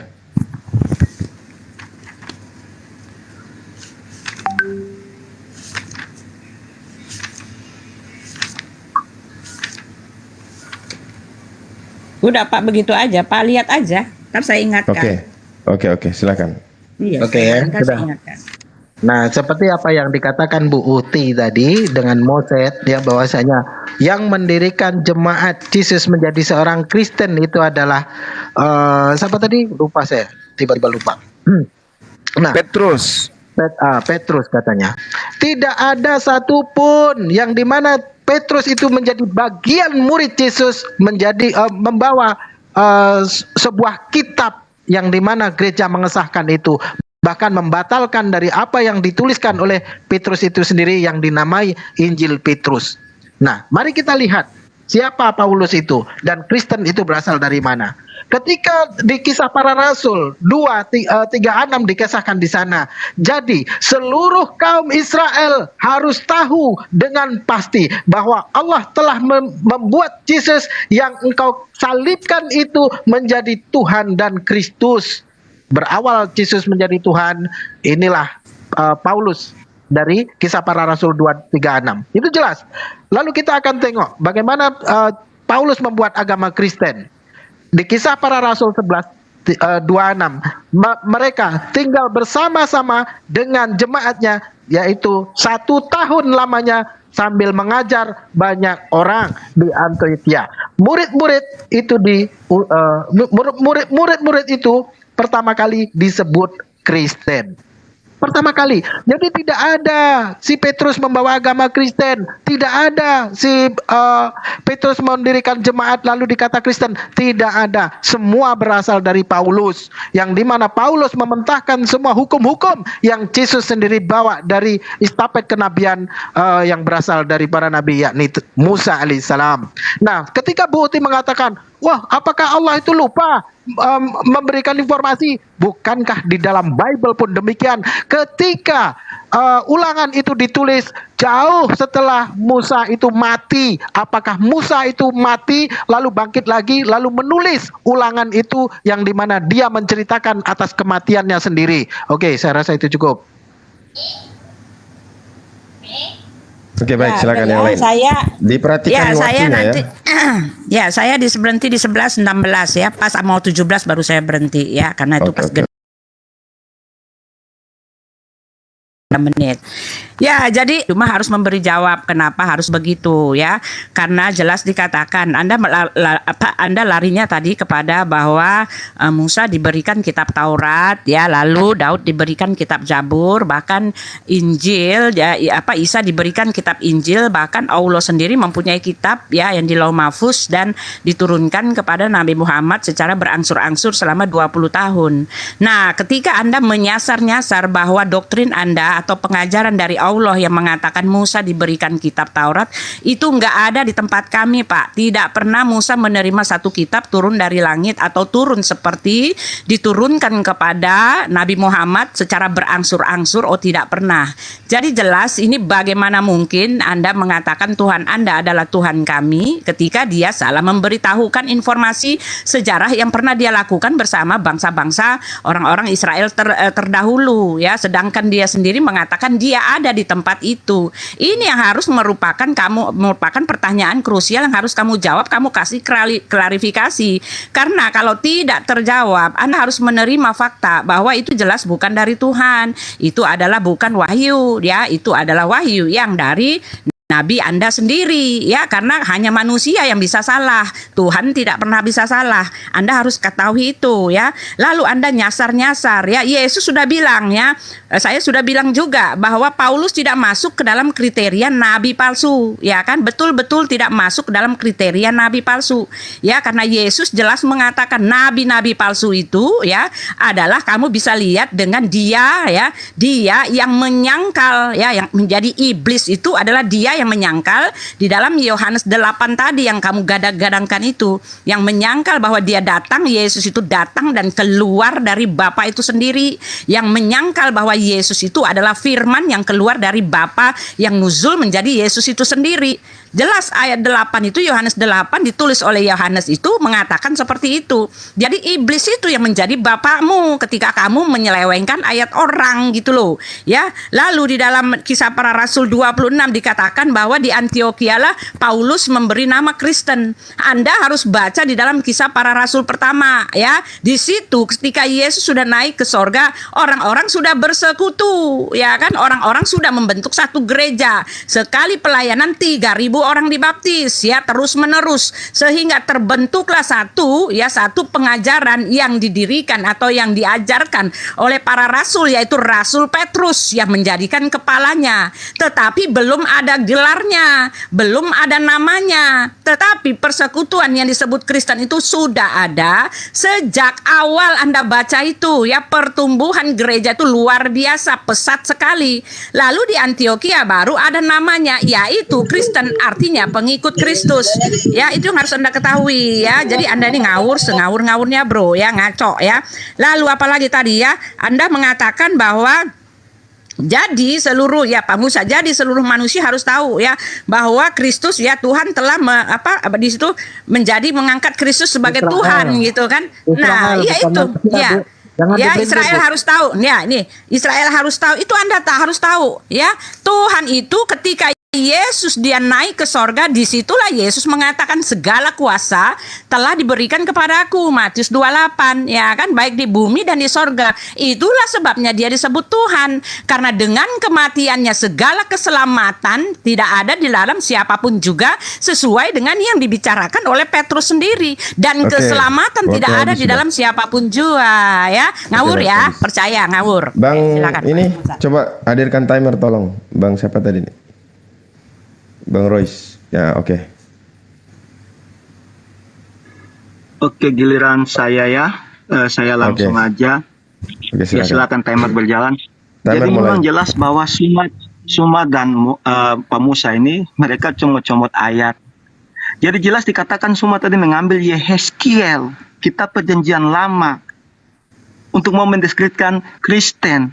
Ingat perkataan Yesus dalam Yohanes 10 ayat 16. Ada lagi padaku domba-domba lain yang bukan dari kandang ini. Domba-domba itu harus kutuntun juga, dan mereka akan mendengarkan suaraku, dan mereka akan menjadi satu kawanan dengan satu gembala. Itu perkataan Yesus, bukan asumsi, Pak. Bahwa ada domba-domba di luar Israel yang akan dituntun dan dijadikan satu kawanan domba. Lalu Pak Musa berkata-kata mencomot ayat bahwa, Pak Musa, Anda tidak mengerti Alkitab.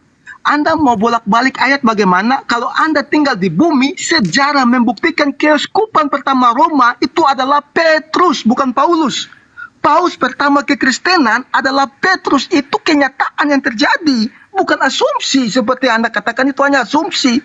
Lalu herannya Pak Suma dan teman-teman mencomot-comot ayat untuk mendeskripsikan Paulus. Kenapa Anda tidak mencomot Matius 22 ayat 29 sampai 30? Dalam Matius 22 ayat 29 sampai 30, Yesus jelas mengatakan, kamu sesat sebab kamu tidak mengerti kitab suci maupun kuasa Allah. Karena pada waktu kebangkitan orang tidak kawin dan tidak dikawinkan, melainkan hidup seperti malaikat di surga. Yesus mengatakan dengan sangat lantang, orang yang mengatakan di 10 sampai 30. Yehezkiel itu sebelum digenapinya Yeremia 31:31 bahwa perjanjian baru akan Tuhan tulis. Taurat itu akan dituliskan dalam loh hati manusia, bukan lagi seperti pada kitab-kitab yang dibawa Musa keluar dari bangsa Mesir. Itu dalilnya Yeremia 31 ayat 31. Jadi ketika Yeremia 31 ayat 31 itu digenapi, apa Yesus katakan? Dalam Yohanes 10 ayat 16, ada lagi domba yang bukan dari kawanan ini yang harus kutuntun juga. Jadi kekristenan tidak stuck hanya di Israel. Itu perkataan Yesus sendiri. Oke, jelas. Jadi kalau mau memakai perkataan Yesus, jangan hanya comot satu perkataan Yesus, comot perkataan Yesus yang lain. Dan Simon Petrus tadi sudah saya kasih ayat 2 Petrus 3 ayat 15. Dia mengatakan Paulus itu tidak sesat. Yang dia katakan sesat itu adalah orang yang menyangkal Tuhan telah menebus mereka. Terdapat dalam suratnya 1 Petrus 2 ayat pertama. Itu perkataan Petrus semua. Jadi Anda jangan hanya mencomot-comot ayat, Anda tidak paham. Ingat, keuskupan pertama, ini sejarah, ini kenyataan. Keuskupan pertama, kekristenan, paus pertama adalah Simon Petrus, bukan Paulus. Itu dari saya, terima kasih. Oke, waktu habis. Silakan dibikin waktunya 6 menit, nanti bagi dua, Bang Zuma sama Bang Musa. Oke, silakan Bang Zuma. Ya, baik. Jadi tidak ada bantahan ya tentang Paulus ya, kecuali hanya keluar-keluar saja. Pembuktian Paulus itu dari sekte Nazaret, oke, di dalam Kisah Para Rasul yang saya jelaskan. Kemudian pembuktian di dalam Galatia 2 nomor 8, Petrus untuk orang-orang bersunat. Kemudian Galatia 2 nomor 14, 15, jelas dikatakan orang yang tidak bersunat hidup secara kafir. Itu semua tidak ada bantahan. Lalu kemudian Anda mengatakan, Buti mengatakan, Tuhan Anda adalah bukan Tuhan kami. Loh, yang mengatakan Tuhan kami Yesus siapa? Kami tidak menuhankan manusia, Buti. Anda jangan ulang lagi perkataan kotor kayak begitu. Manalah mungkin Tuhan kita sama. Tuhan Anda pernah menjadi mayat, Tuhan kami tidak mungkin, karena dia bukan makhluk. Lalu kemudian ketika Anda mengatakan wahyu, Nabi mana yang menerima wahyu dengan menggunakan bahasa Yunani? Nabi siapa itu? Hah? Jadi Paulus menerima surat dari mana? Kok dia bisa menerima wahyu dalam bahasa Yunani? Yesus menerima wahyu itu. Bahkan kalau diceritakan di dalam cerita Paulus sendiri, dia bercerita kepadaku dalam bahasa Ibrani. Nah, Yesus saja bercerita kepada Paulus menurut pengakuan Paulus, Yesus menyampaikan firman menggunakan bahasa Ibrani. Kok tulisan Paulus bahasa Yunani semua? Dan kenapa diperuntukkan kepada orang non-Yahudi? Itu yang perlu saudara pahami. Kemudian, ketika Anda berbicara nabi-nabi palsu, Paulus di dalam Kisah Para Rasul 13, nomor 1 dikatakan sebagai nabi. Dan dikatakan bahwasanya Yesus berpesan kepada murid-muridnya, waspadalah supaya jangan ada yang menyesatkan kamu, sebab banyak orang yang akan datang dengan memakai namaku dan mengatakan akulah Mesias, dan mereka akan menyesatkan banyak orang. Siapa yang menyesatkan banyak orang yang ada setelah Yesus terangkat ke langit? Siapa? Sementara kejadian itu Yesus katakan, dan semua itu akan ditanggung oleh angkatan ini. Berarti angkatan ini berarti sesama dengan Yesus. Lalu kemudian dikatakan dalam kitab saudara, jadi apabila kamu melihat pembinasa keji berdiri di tempat kudus, menurut firman yang disampaikan oleh Nabi Daniel, para pembaca hendaklah memperhatikannya, maka orang-orang yang di Yudea haruslah melarikan diri ke pegunungan. Ini kapan terjadinya ini? Kapan terjadinya orang-orang Yudea itu harus lari ke gunung? Kapan? Kapan? Ini Yudea ini, kapan? Sudah terjadi. Kapan itu? Pada saat Paulus membantai mereka. Maka Paulus ini jelas sekali dikatakan sebagai pembinasa keji yang berdiri di tempat kudus. Nah sekarang kalau Anda mengatakan umat Islam tempat kudus mana yang kemudian yang diduduki oleh umat Islam?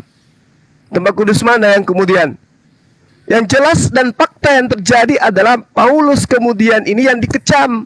Baca Kisah Para Rasul 24 nomor 5 yang saya katakan tadi.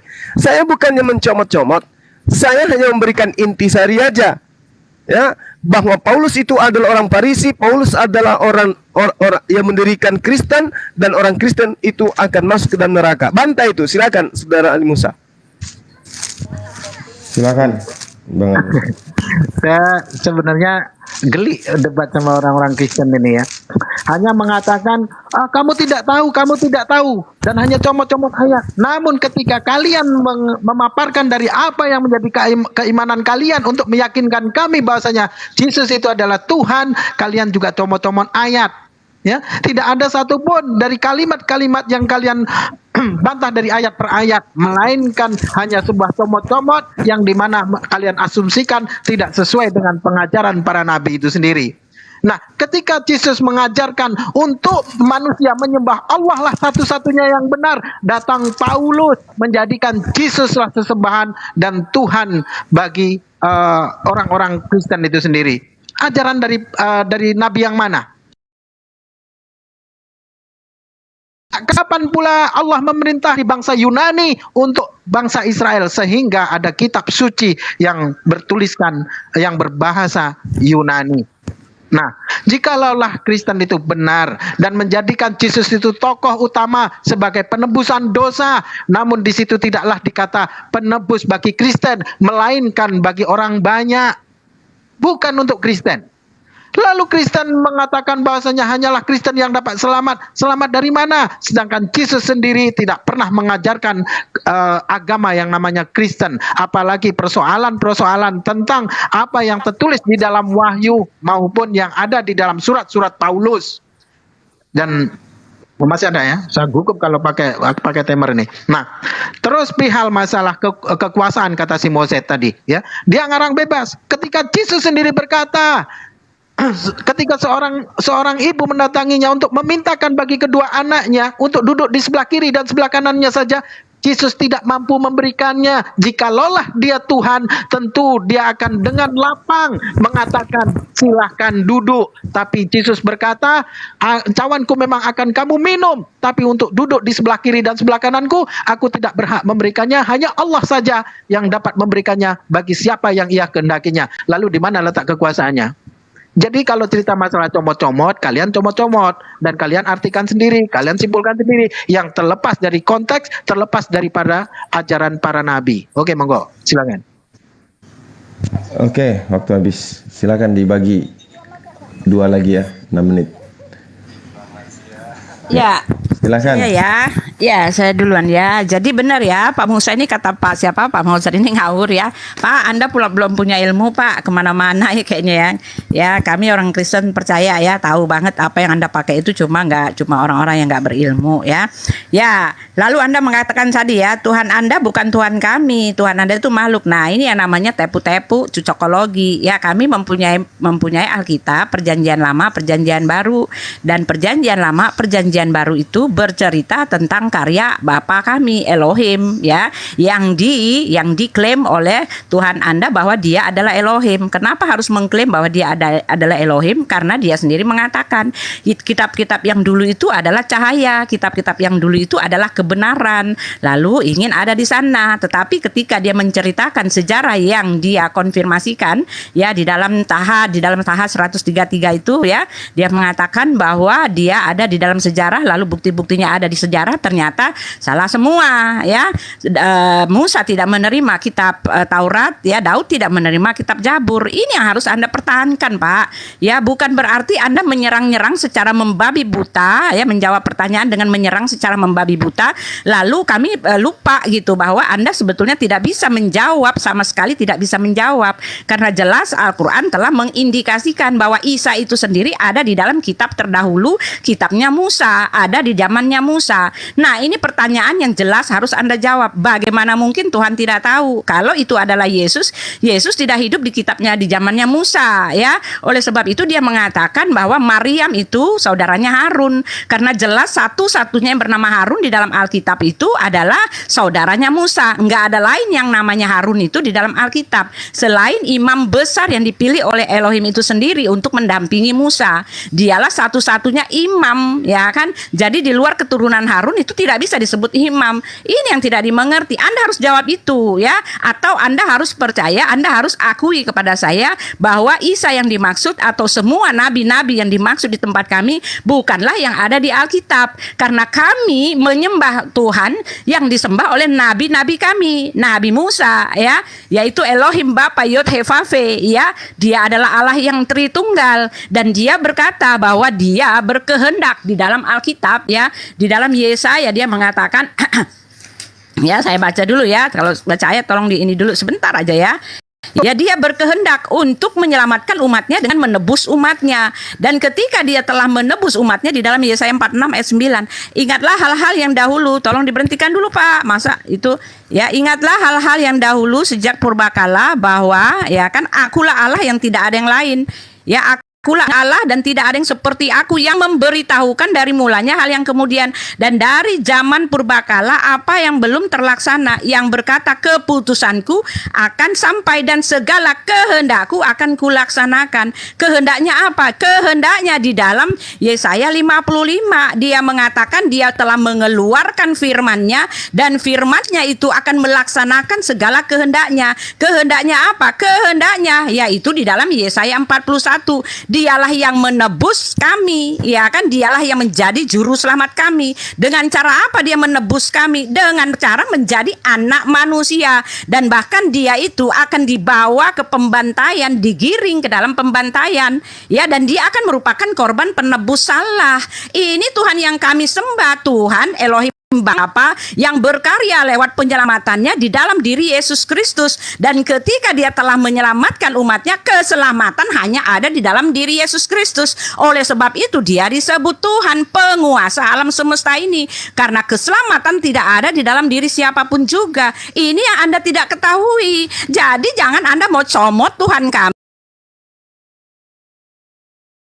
Anda mengatakan Yesus bukan Tuhan kami, Pak, sehingga iblislah yang menjadi bapakmu, Pak Juma, ketika kamu tidak percaya akan hal ini, gitu ya. Silakan Pak Sem, silakan Pak itu Pak Mozab. Iya, jadi mau Anda keluar bagaimanapun Bang Suma dan Bang Musa, ini kenyataan. Saya bilang ini kenyataan. Paus pertama kekristenan itu adalah Simon Petrus. Jadi Anda mau berkuar-kuar tuh seperti begini. Anda mengatakan bahwa kemerdekaan Indonesia itu bukan 17 Agustus 45.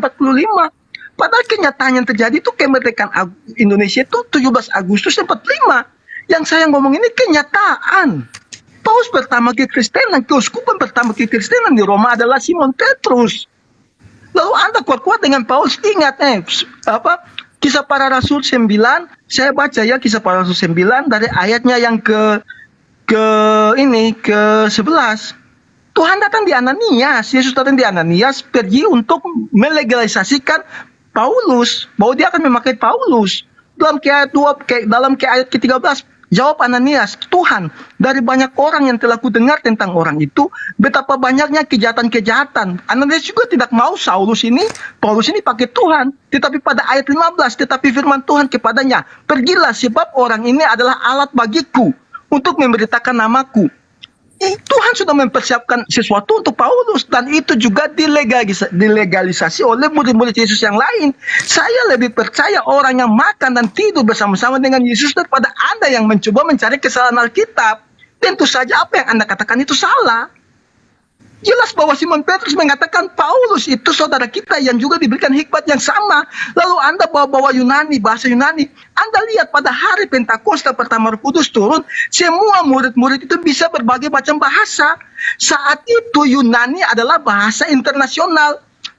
Yesus mengatakan, jadikanlah semua bangsa muridku. Bagaimana mungkin mereka memberitakan Injil ke negara-negara lain kalau mereka hanya memakai bahasa Ibrani? Pasti tidak akan paham. Nah, kebetulan murid-murid Yesus ini tidak buta huruf.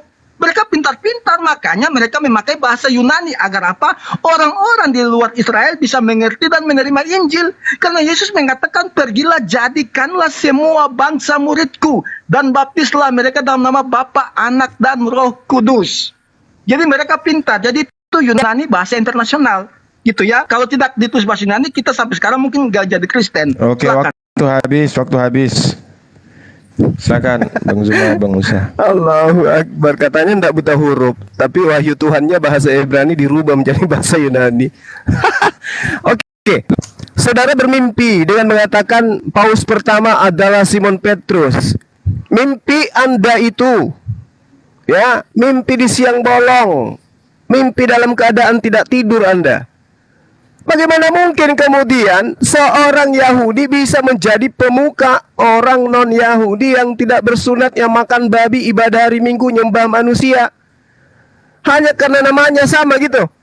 Karena namanya Petrus, oh ini adalah murid Yesus, dia adalah paus pertama.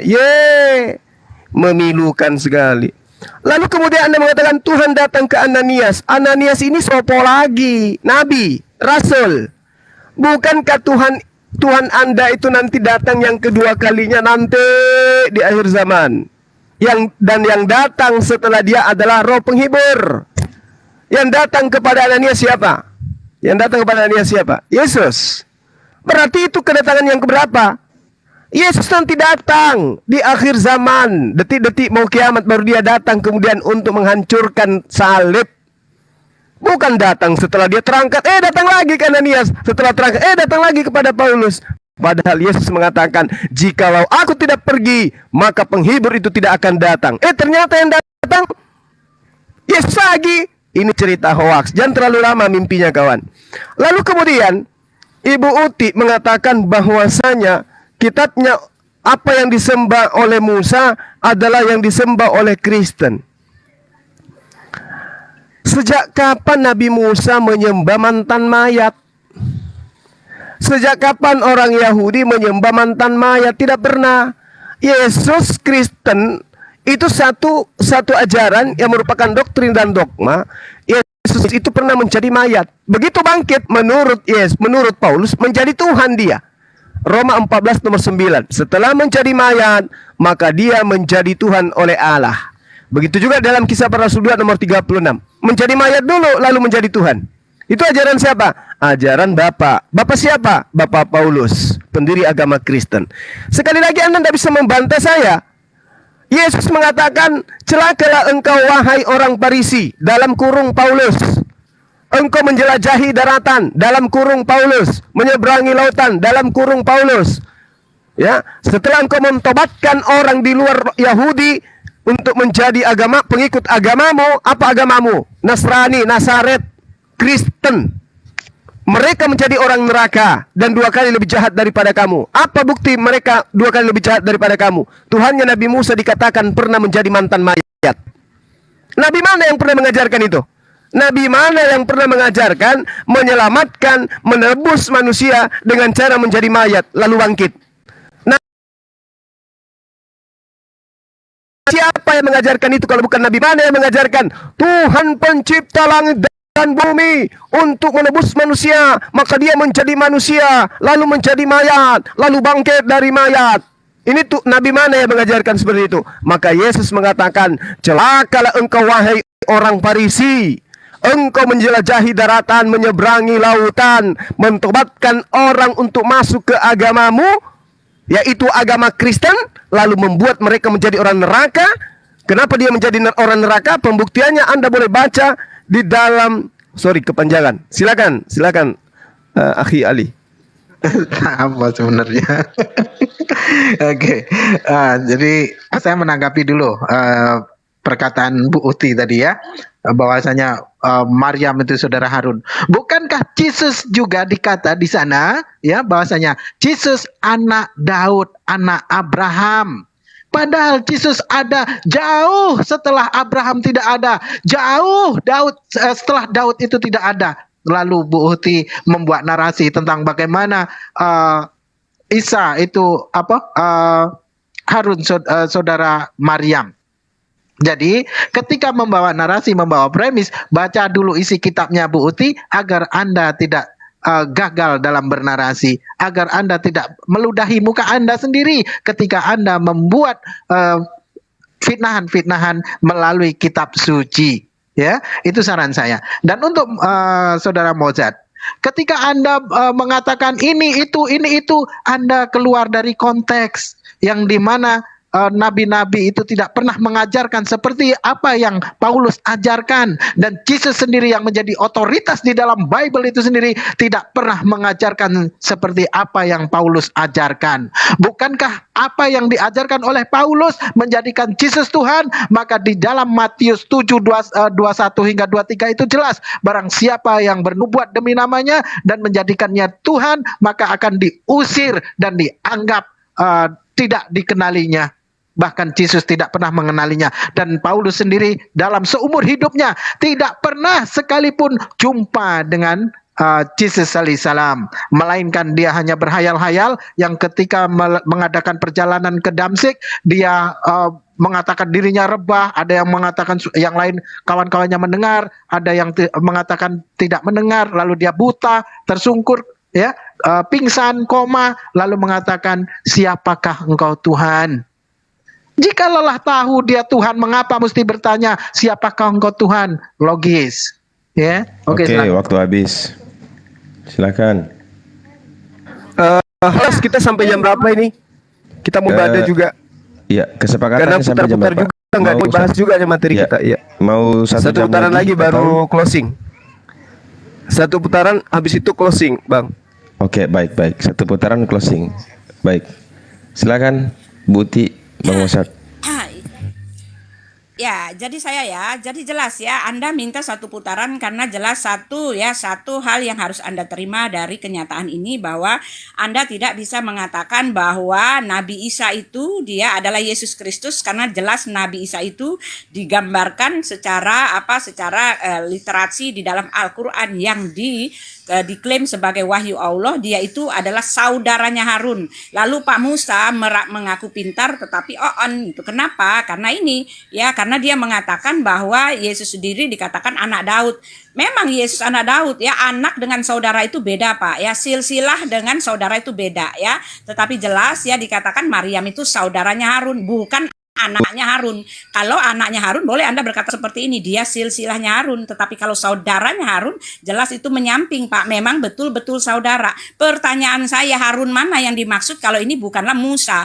Dan pertanyaan saya, Musa mana yang dimaksud ini kalau ini bukan saudaranya Isa? Isa mana yang dimaksud ini kalau maksudnya bukanlah Yesus? Jadi ini kan terdapat kesalahpahaman, kesalahan kronologis ya. Sejarah historikalnya salah, kronologisnya salah ya. Jadi dengan demikian pertanyaan besar untuk kalian, silakan kalian berpikir jelas, apakah ini betul-betul wahyu Tuhan, ketika sejarah pun tidak betul, ketika kronologisnya pun tidak nyambung, ketika dia mengklaim bahwa dia itu adalah Tuhan kami yang Yod He Vav He, ya kan, yang penebus dan juru selamat, yang menebus umatnya dengan mengutus firman-Nya di dalam Yesaya 55 dan telah menjadi Yesus, dan ketika Yesus telah datang ke dunia mati di kayu salib, keselamatan dikatakan oleh Rasul Petrus bahwa di dalam Rasul Petrus 4 ayat 12 bahwa tidak ada keselamatan di dalam siapapun juga, dan ini dikonfirmasikan oleh Yesus, ya.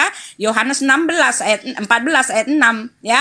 Akulah jalan dan kebenaran dan hidup, dan tak seorang pun sampai kepada Bapa jika tidak melalui aku. Kenapa? Karena Yesus mengatakan, Bapa di dalam aku di dalam Bapa. Apa yang kukatakan kepadamu tidak kukatakan dari diriku sendiri, melainkan Bapa yang diam di dalam aku, ya. Lalu, ya, Pak Juma menyalah-nyalakan Paulus yang mengatakan Paulus juga menjadi nabi. Nah, ini dia tepu-tepu muslihat jitu yang mengatakan bahwa Paulus mengaku sebagai nabi. Dia comot-comot ayat. Di situ ayatnya bukan Paulus mengaku nabi, tetapi jelas di situ dia adalah pendidik. Tidak,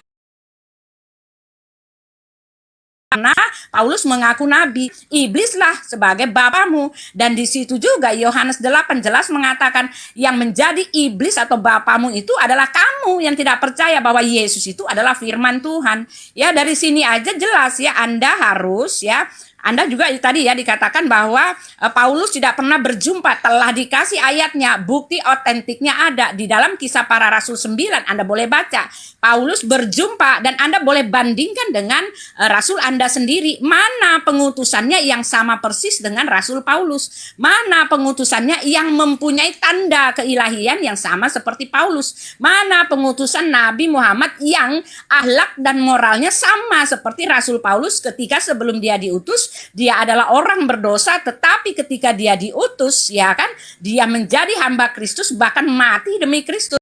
Bukan membunuh setelah dia diutus, tetapi dia bertobat dan mati demi Kristus. Ini kan bahkan terjadi sebaliknya. Nabi Anda tidak pernah membunuh sebelum diutus, tetapi hasil dari pengutusan yang dia klaim itu berubah sama seperti Paulus yang belum bertobat, ya. Jadi Anda harus buktikan dulu, ya. Lalu Anda jadi mengatakan juga bahwa Paulus tidak pernah jumpa, lalu silakan, udah 2 menit, maaf Pak, ya, silakan.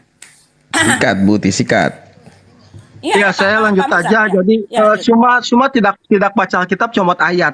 Kisah Para Rasul tadi saya ambil, dibaca ayatnya yang ke-10. Di Damsyik firman Tuhan datang kepada Ananias itu melalui suatu penglihatan. Jadi Tuhan kami itu maha kuasa, bisa memberikan penglihatan. Bukan seperti yang semua asumsikan bahwa turun kedua kali kiamat. Ini dalam penglihatan kepada Ananias, murid Tuhan Yesus di Damsyik. Nah, lalu kepada Bang Mualaf Musa, Anda yang tidak pernah baca Alkitab, nabi-nabi mana yang mengajarkan seperti Paulus? Nih saya kasih. Dalam Imamat 5 ayat 15, Musa mengajarkan penebusan harus oleh korban. Korban penebus salah. Itu dalam Imamat. Nah, tetapi korban itu dilakukan terus-menerus. Tuhan menyempurnakan itu dalam Sakaria 9 ayat 11. Penebusan satu kali untuk selamanya akan dilakukan oleh darah Tuhan itu sendiri. Dalam Perjanjian Lama Sakaria 9 ayat 11. Oke, itu sangat jelas. Dan Yesus mengatakan dengan sangat jelas di Lukas 22 ayat 20. Yesus mengangkat cawan dan berkata, inilah darah perjanjianku, darah yang dicurahkan untuk pengampunan dosamu. Jadi tidak ada yang bertentangan dengan yang Paulus ajarkan. Itu sudah sangat jelas. Dan tadi juga Anda tidak bisa, Anda mengutip-ngutip perkataan Yesus yang lain. Kenapa Anda tidak berani membaca perkataan Yesus tadi di Matius yang saya katakan, Matius 20 ayat 30, Markus 25 ayat 25. Yesus mengatakan jika ada orang yang mengajarkan di surga ada kawin-mengawin, orang itu sesat. Itu juga perkataan Yesus yang kenapa kalian tidak mempercayai perkataan Yesus yang itu. Jadi sudah sangat jelas apa yang Paulus ajarkan tidak bertentangan dengan Musa, dengan nabi-nabi terdahulu, apalagi dalam Nabi Yesaya. Yesaya mengajarkan dengan sangat lantang Tuhan sendiri yang akan datang menjadi penebus manusia. Orang mengira Tuhan, orang itu terkena kutuk, padahal dosa kita yang ditanggung oleh Tuhan itu sendiri. Jadi tidak ada pertentangan yang dikatakan oleh nabi-nabi terdahulu maupun Yesus dengan apa yang Paulus ajarkan. Itu dalil-dalil yang telah saya berikan. Terima kasih. Oke, waktu habis. Jadi langsung closing statement ya Bang Zuma. Ya, kami tanggapi dulu. Habis itu closing. Oke, siap. Ya. Nanti habis ini langsung closing Bu Uti sama Bang Mozart ya. Iya. Oke, silakan Bang Zuma. Iya. Jadi perbedaannya gini. Akhlak baginda Rasulullah Muhammad SAW, penyembah-penyembah berhala, banyak Tuhan, itu kemudian mengajarkan menyembah hanya satu Tuhan. Akhlak Paulus, orang-orang yang sudah menyembah satu Tuhan, diajarkan menyembah 3 Tuhan. Itu akhlak. Ya, itu ajaran yang diajarkan kemudian 2 oknum ini. Lalu kemudian akhlak Rasulullah, korban itu menggunakan hewan.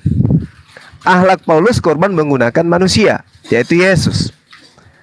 Jadi kalau Anda mengatakan pertentangan ajaran para nabi, Musa mengorbankan hewan, Paulus mengorbankan siapa? Manusia. Namanya siapa? Yesus. Dan itu disetarakan dengan hewan, dikatakan sebagai anak domba. Nah, kemudian yang ingin saya katakan kepada kalian berdua, kalau dikatakan Paulus itu bukan nabi, lalu dari mana dia dapat pengajaran?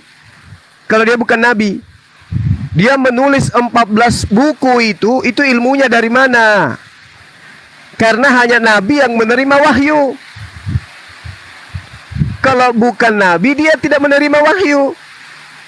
Kalau Anda mengatakan bahwa apa yang dituliskan oleh Paulus itu bukan wahyu, barulah dikatakan Paulus bukan nabi.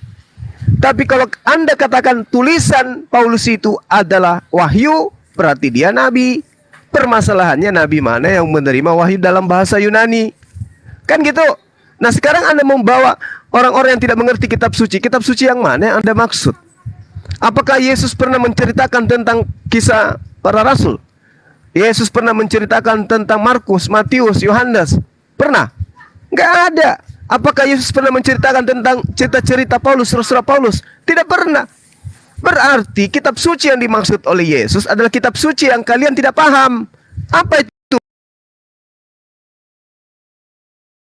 Kitabnya orang Yahudi. Ya, makanya kalian salah sembah. Itu yang dimaksud oleh Yesus. Lalu kemudian ketika dikatakan bahwa saya kawin-mawin, bong, yang diceritakan dalam Matius 22 itu di hari kebangkitan. Itu bukan di surga. Padang mahsyar dan surga itu beda.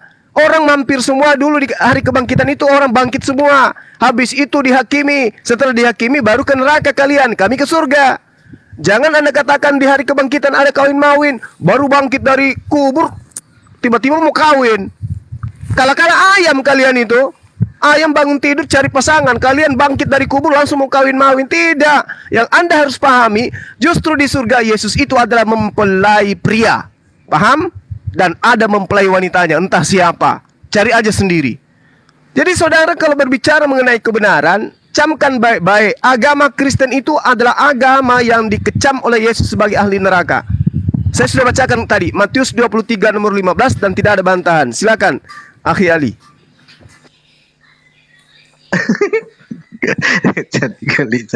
Jadi orang bangkit langsung minta kawin.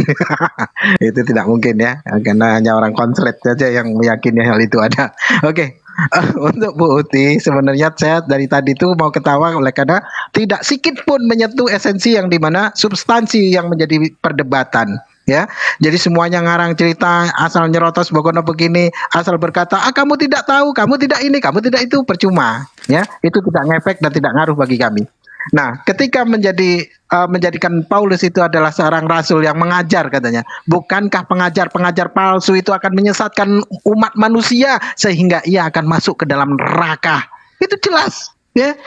Bukankah para nabi itu mengajarkan menyembah satu Tuhan, tidak lebih, tidak ada 2, tidak ada 3.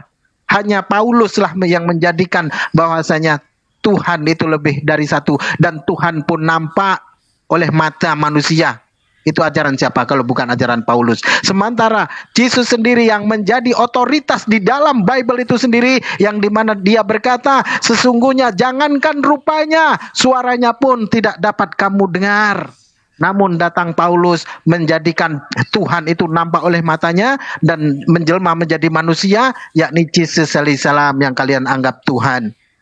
Padahal kalau cerita masalah, harus bukan, harus begini, lupa, masa iya Tuhan lupa? Bukankah di dalam Bible peristiwa-peristiwa yang ada di dalam Bible tentang khususnya penyaliban yang paling fundamental di dalam kekristenan itu pun tidak jelas hari apa dan kapan waktunya, hari apa, jam berapa disalibkan, tidak ada yang tahu hingga detik ini.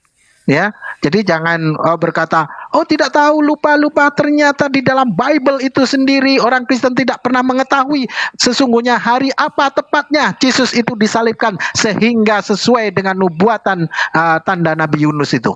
Ya, kalaupun dipaksakan bahwasanya Yesus itulah mati pada hari Jumat hingga Minggu pagi, belumlah sesuai dengan nubuatan yang dimana Yesus sendiri berkata, seorang anak manusia akan tinggal di perut bumi selama 3 hari 3 malam, tidak akan diberi tanda selain daripada tanda Nabi Yunus, yang dimana Nabi Yunus di dalam perut ikan itu selama 3 hari 3 malam penuh. Bukti.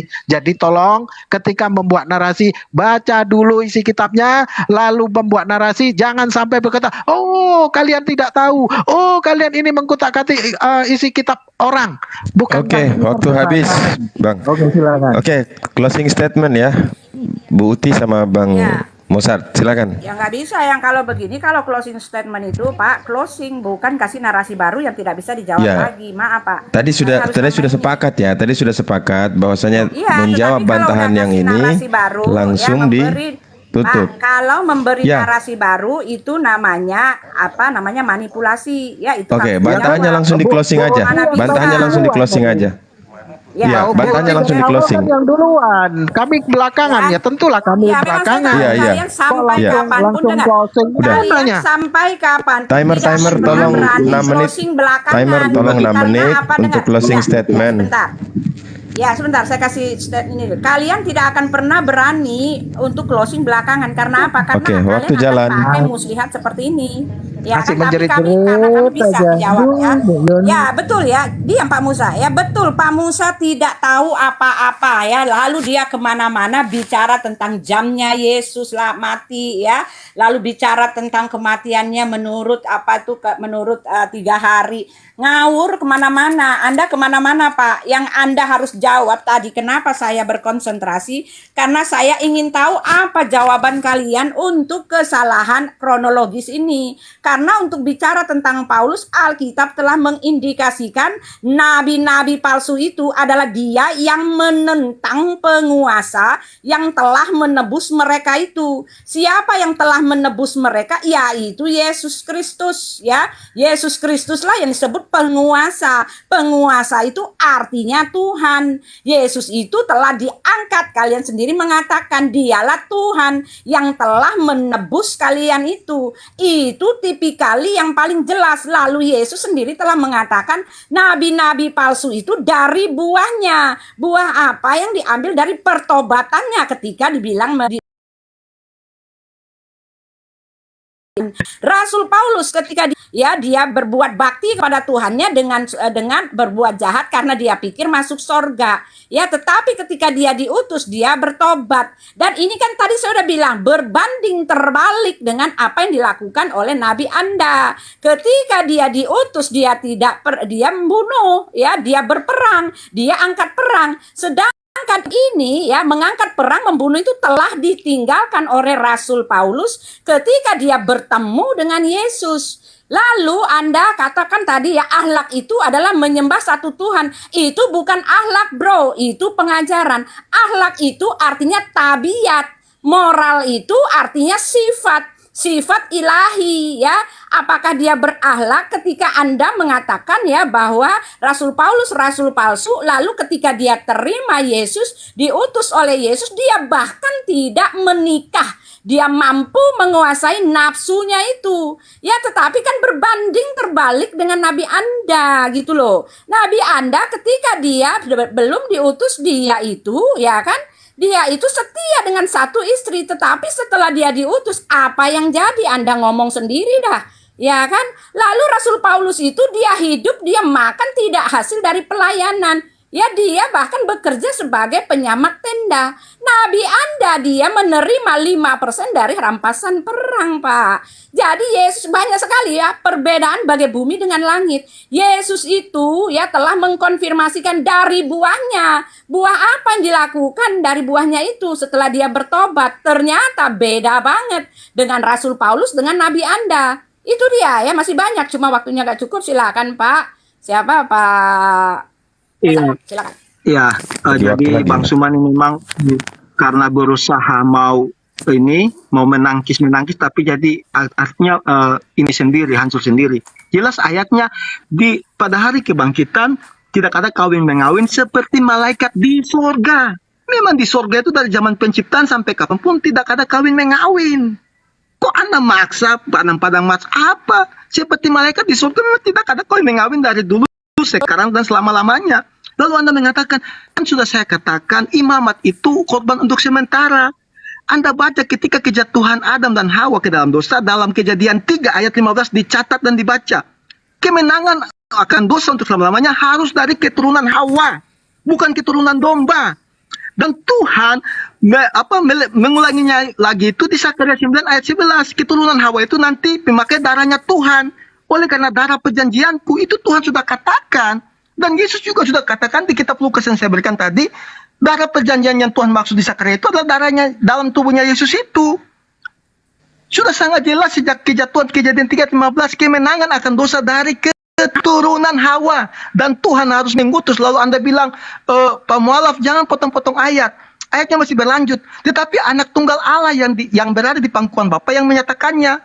Jadi memang kita tidak bisa melihat ilahinya Tuhan, tetapi anak yang menyatakannya. Bagaimana artinya 1 Samuel 3 ayat 21, Tuhan menampakkan diri melalui perantaraan firman-Nya. Jadi dari dulu Tuhan berbicara dengan Musa dan para nabi itu berbicara secara langsung dengan perantaraan firman-Nya. Yohanes 1 ayat 14, firman itu telah menjadi manusia.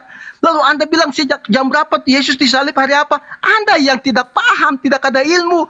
Penanggalan jam, tanggal Ibrani itu 12 jam, bukan 24 jam Georgian. Alkitab ditulis dengan penanggalan Yunani, Ibrani, bukan penanggalan Georgian. Jadi jika dihitung dengan 12 jam, tepat hari ini memang betul-betul Yesus bangkit dari kematian. Dan hari ini pun pasca Yahudi seluruh dunia. Itu sudah sangat jelas. Jadi Anda tidak ada ilmu. Anda comot ayat dengan ilmu Anda yang kurang. Pantas Anda mualaf. Karena memang kepintaran Anda tidak lebih dari anak sekolah minggu yang jenjang SD. Masa tidak tahu Alkitab ditulis dengan penanggalan Ibrani lalu mau mencocokkan dengan Georgian. Dipasangkan 3 hari itu mesti 24 jam. Kan dah masuk lah. Alkitab dah masuk Pak Musa. Sudah sangat jelas Pak Sumaya, Kejadian 3 ayat 15. Pengampunan dosa yang meremukkan kepala iblis adalah keturunan Hawa. Tuhan mengutus firman-Nya mengambil rupa dalam keturunan Hawa agar apa? Digenapi Sakaria 9 ayat 11. Oleh karena darah Tuhan itu sendiri melalui keturunan Hawa akan mengampuni dosa manusia satu kali untuk selama-lamanya. Oke, waktu habis. Makasih buat Bu Uti dan Bang Mosat. Silakan closing statement dari Bang Zuma sama Bang Musa. Silakan Bang. Oke, baik. Berapa menit ini? 6 menit. 6 menit. Oke, ya. 3 menit berarti ya. Silakan. Siap, Ya. siap. Jadi gini, saudara Mosat, Anda sudah mengajarkan kitab Asumsi bab 3 ayat 1. Apa itu? Tuhan diciptakan dari keturunan manusia. Ini ajaran dari mana ini ajaran kayak begini nih? Tuhan menjadi keturunan manusia. Alamak, itu kitab Asumsi bab 3 ayat 1 itu.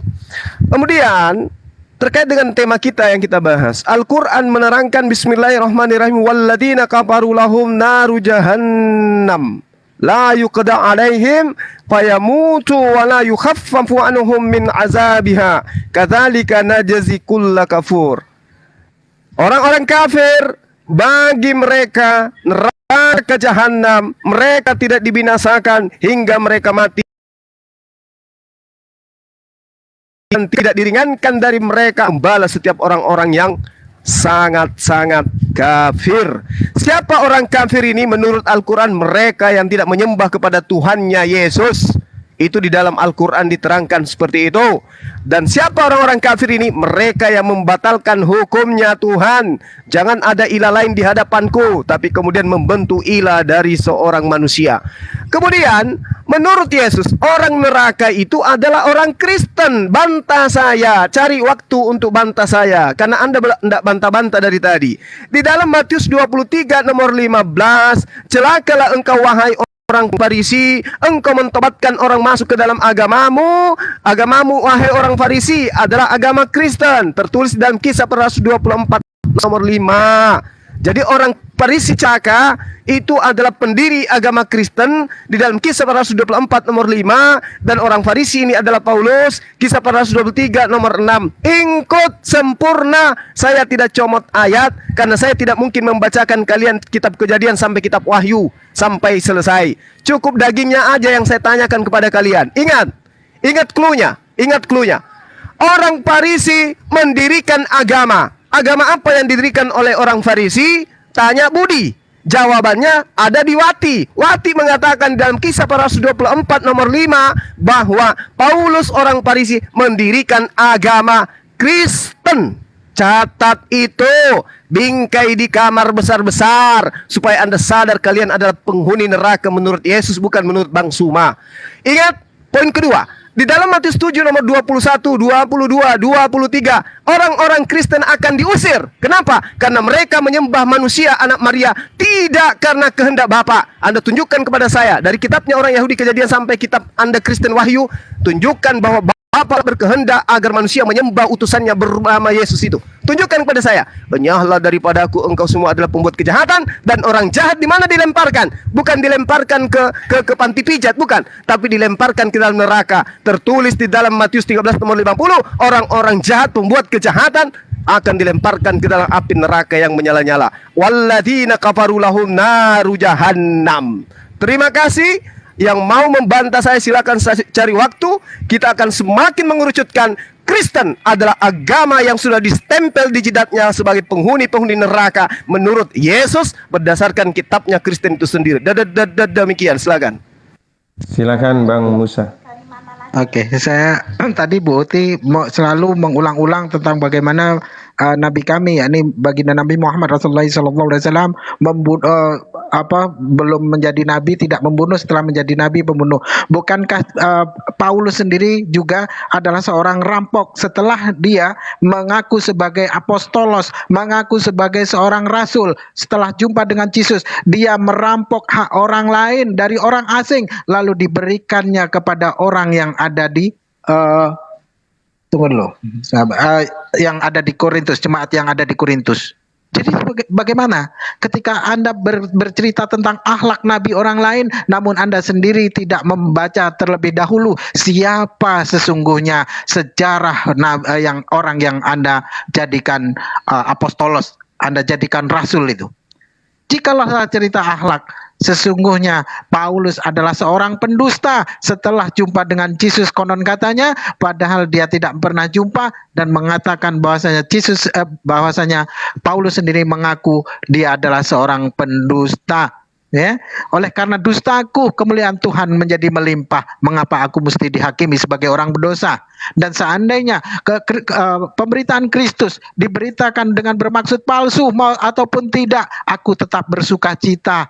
Sesungguhnya orang-orang yang pendusta menurut Yesus, maka dia akan dicampakkan ke dalam neraka. Itu jelas, ya. Jadi kalian pengikut para apostolos palsu, para pengikut nabi palsu, pengikut rasul palsu yang mengajarkan, di mana dia mengajarkan untuk menyembah manusia anak Maria. Oke, itu saja. Oh, masih ada. Oke. Lanjut Masih ada lagi. berapa detik? Sayang lagi nyerocos terus untuk Bu Uti. Kita balik-balik dulu. Jadi apa yang dikisahkan Bu Uti tadi semuanya ngarang cerita, exegesis yang tidak ada nyata. Dia ambil kitabnya orang Yahudi lalu dia comot-comot, dia artikan sendiri, tidak sesuai dengan apa yang menjadi pemaknaan orang-orang Yahudi sendiri, yang notabene mereka lah yang empunya kitab, dan orang Kristen mencaplok dari kitabnya orang Yahudi untuk mendukung ketuhanan Yesus alaihissalam. Oke. Terima kasih banyak ya teman-teman yang sudah hadir. Terima kasih Bang Zuma, Bang Musa, Ibu Uti. Kita cukupkan diskusi kali ini. Insya Allah nanti ketemu di lain kesempatan ya. Kita tutup dengan doa kafaratul majlis. Subhanakallahumma bihamdi asyhadu an la ilaha illa anta astaghfiruka wa atubu ilaik. Wassalamualaikum warahmatullahi wabarakatuh. Waalaikumsalam warahmatullahi wabarakatuh.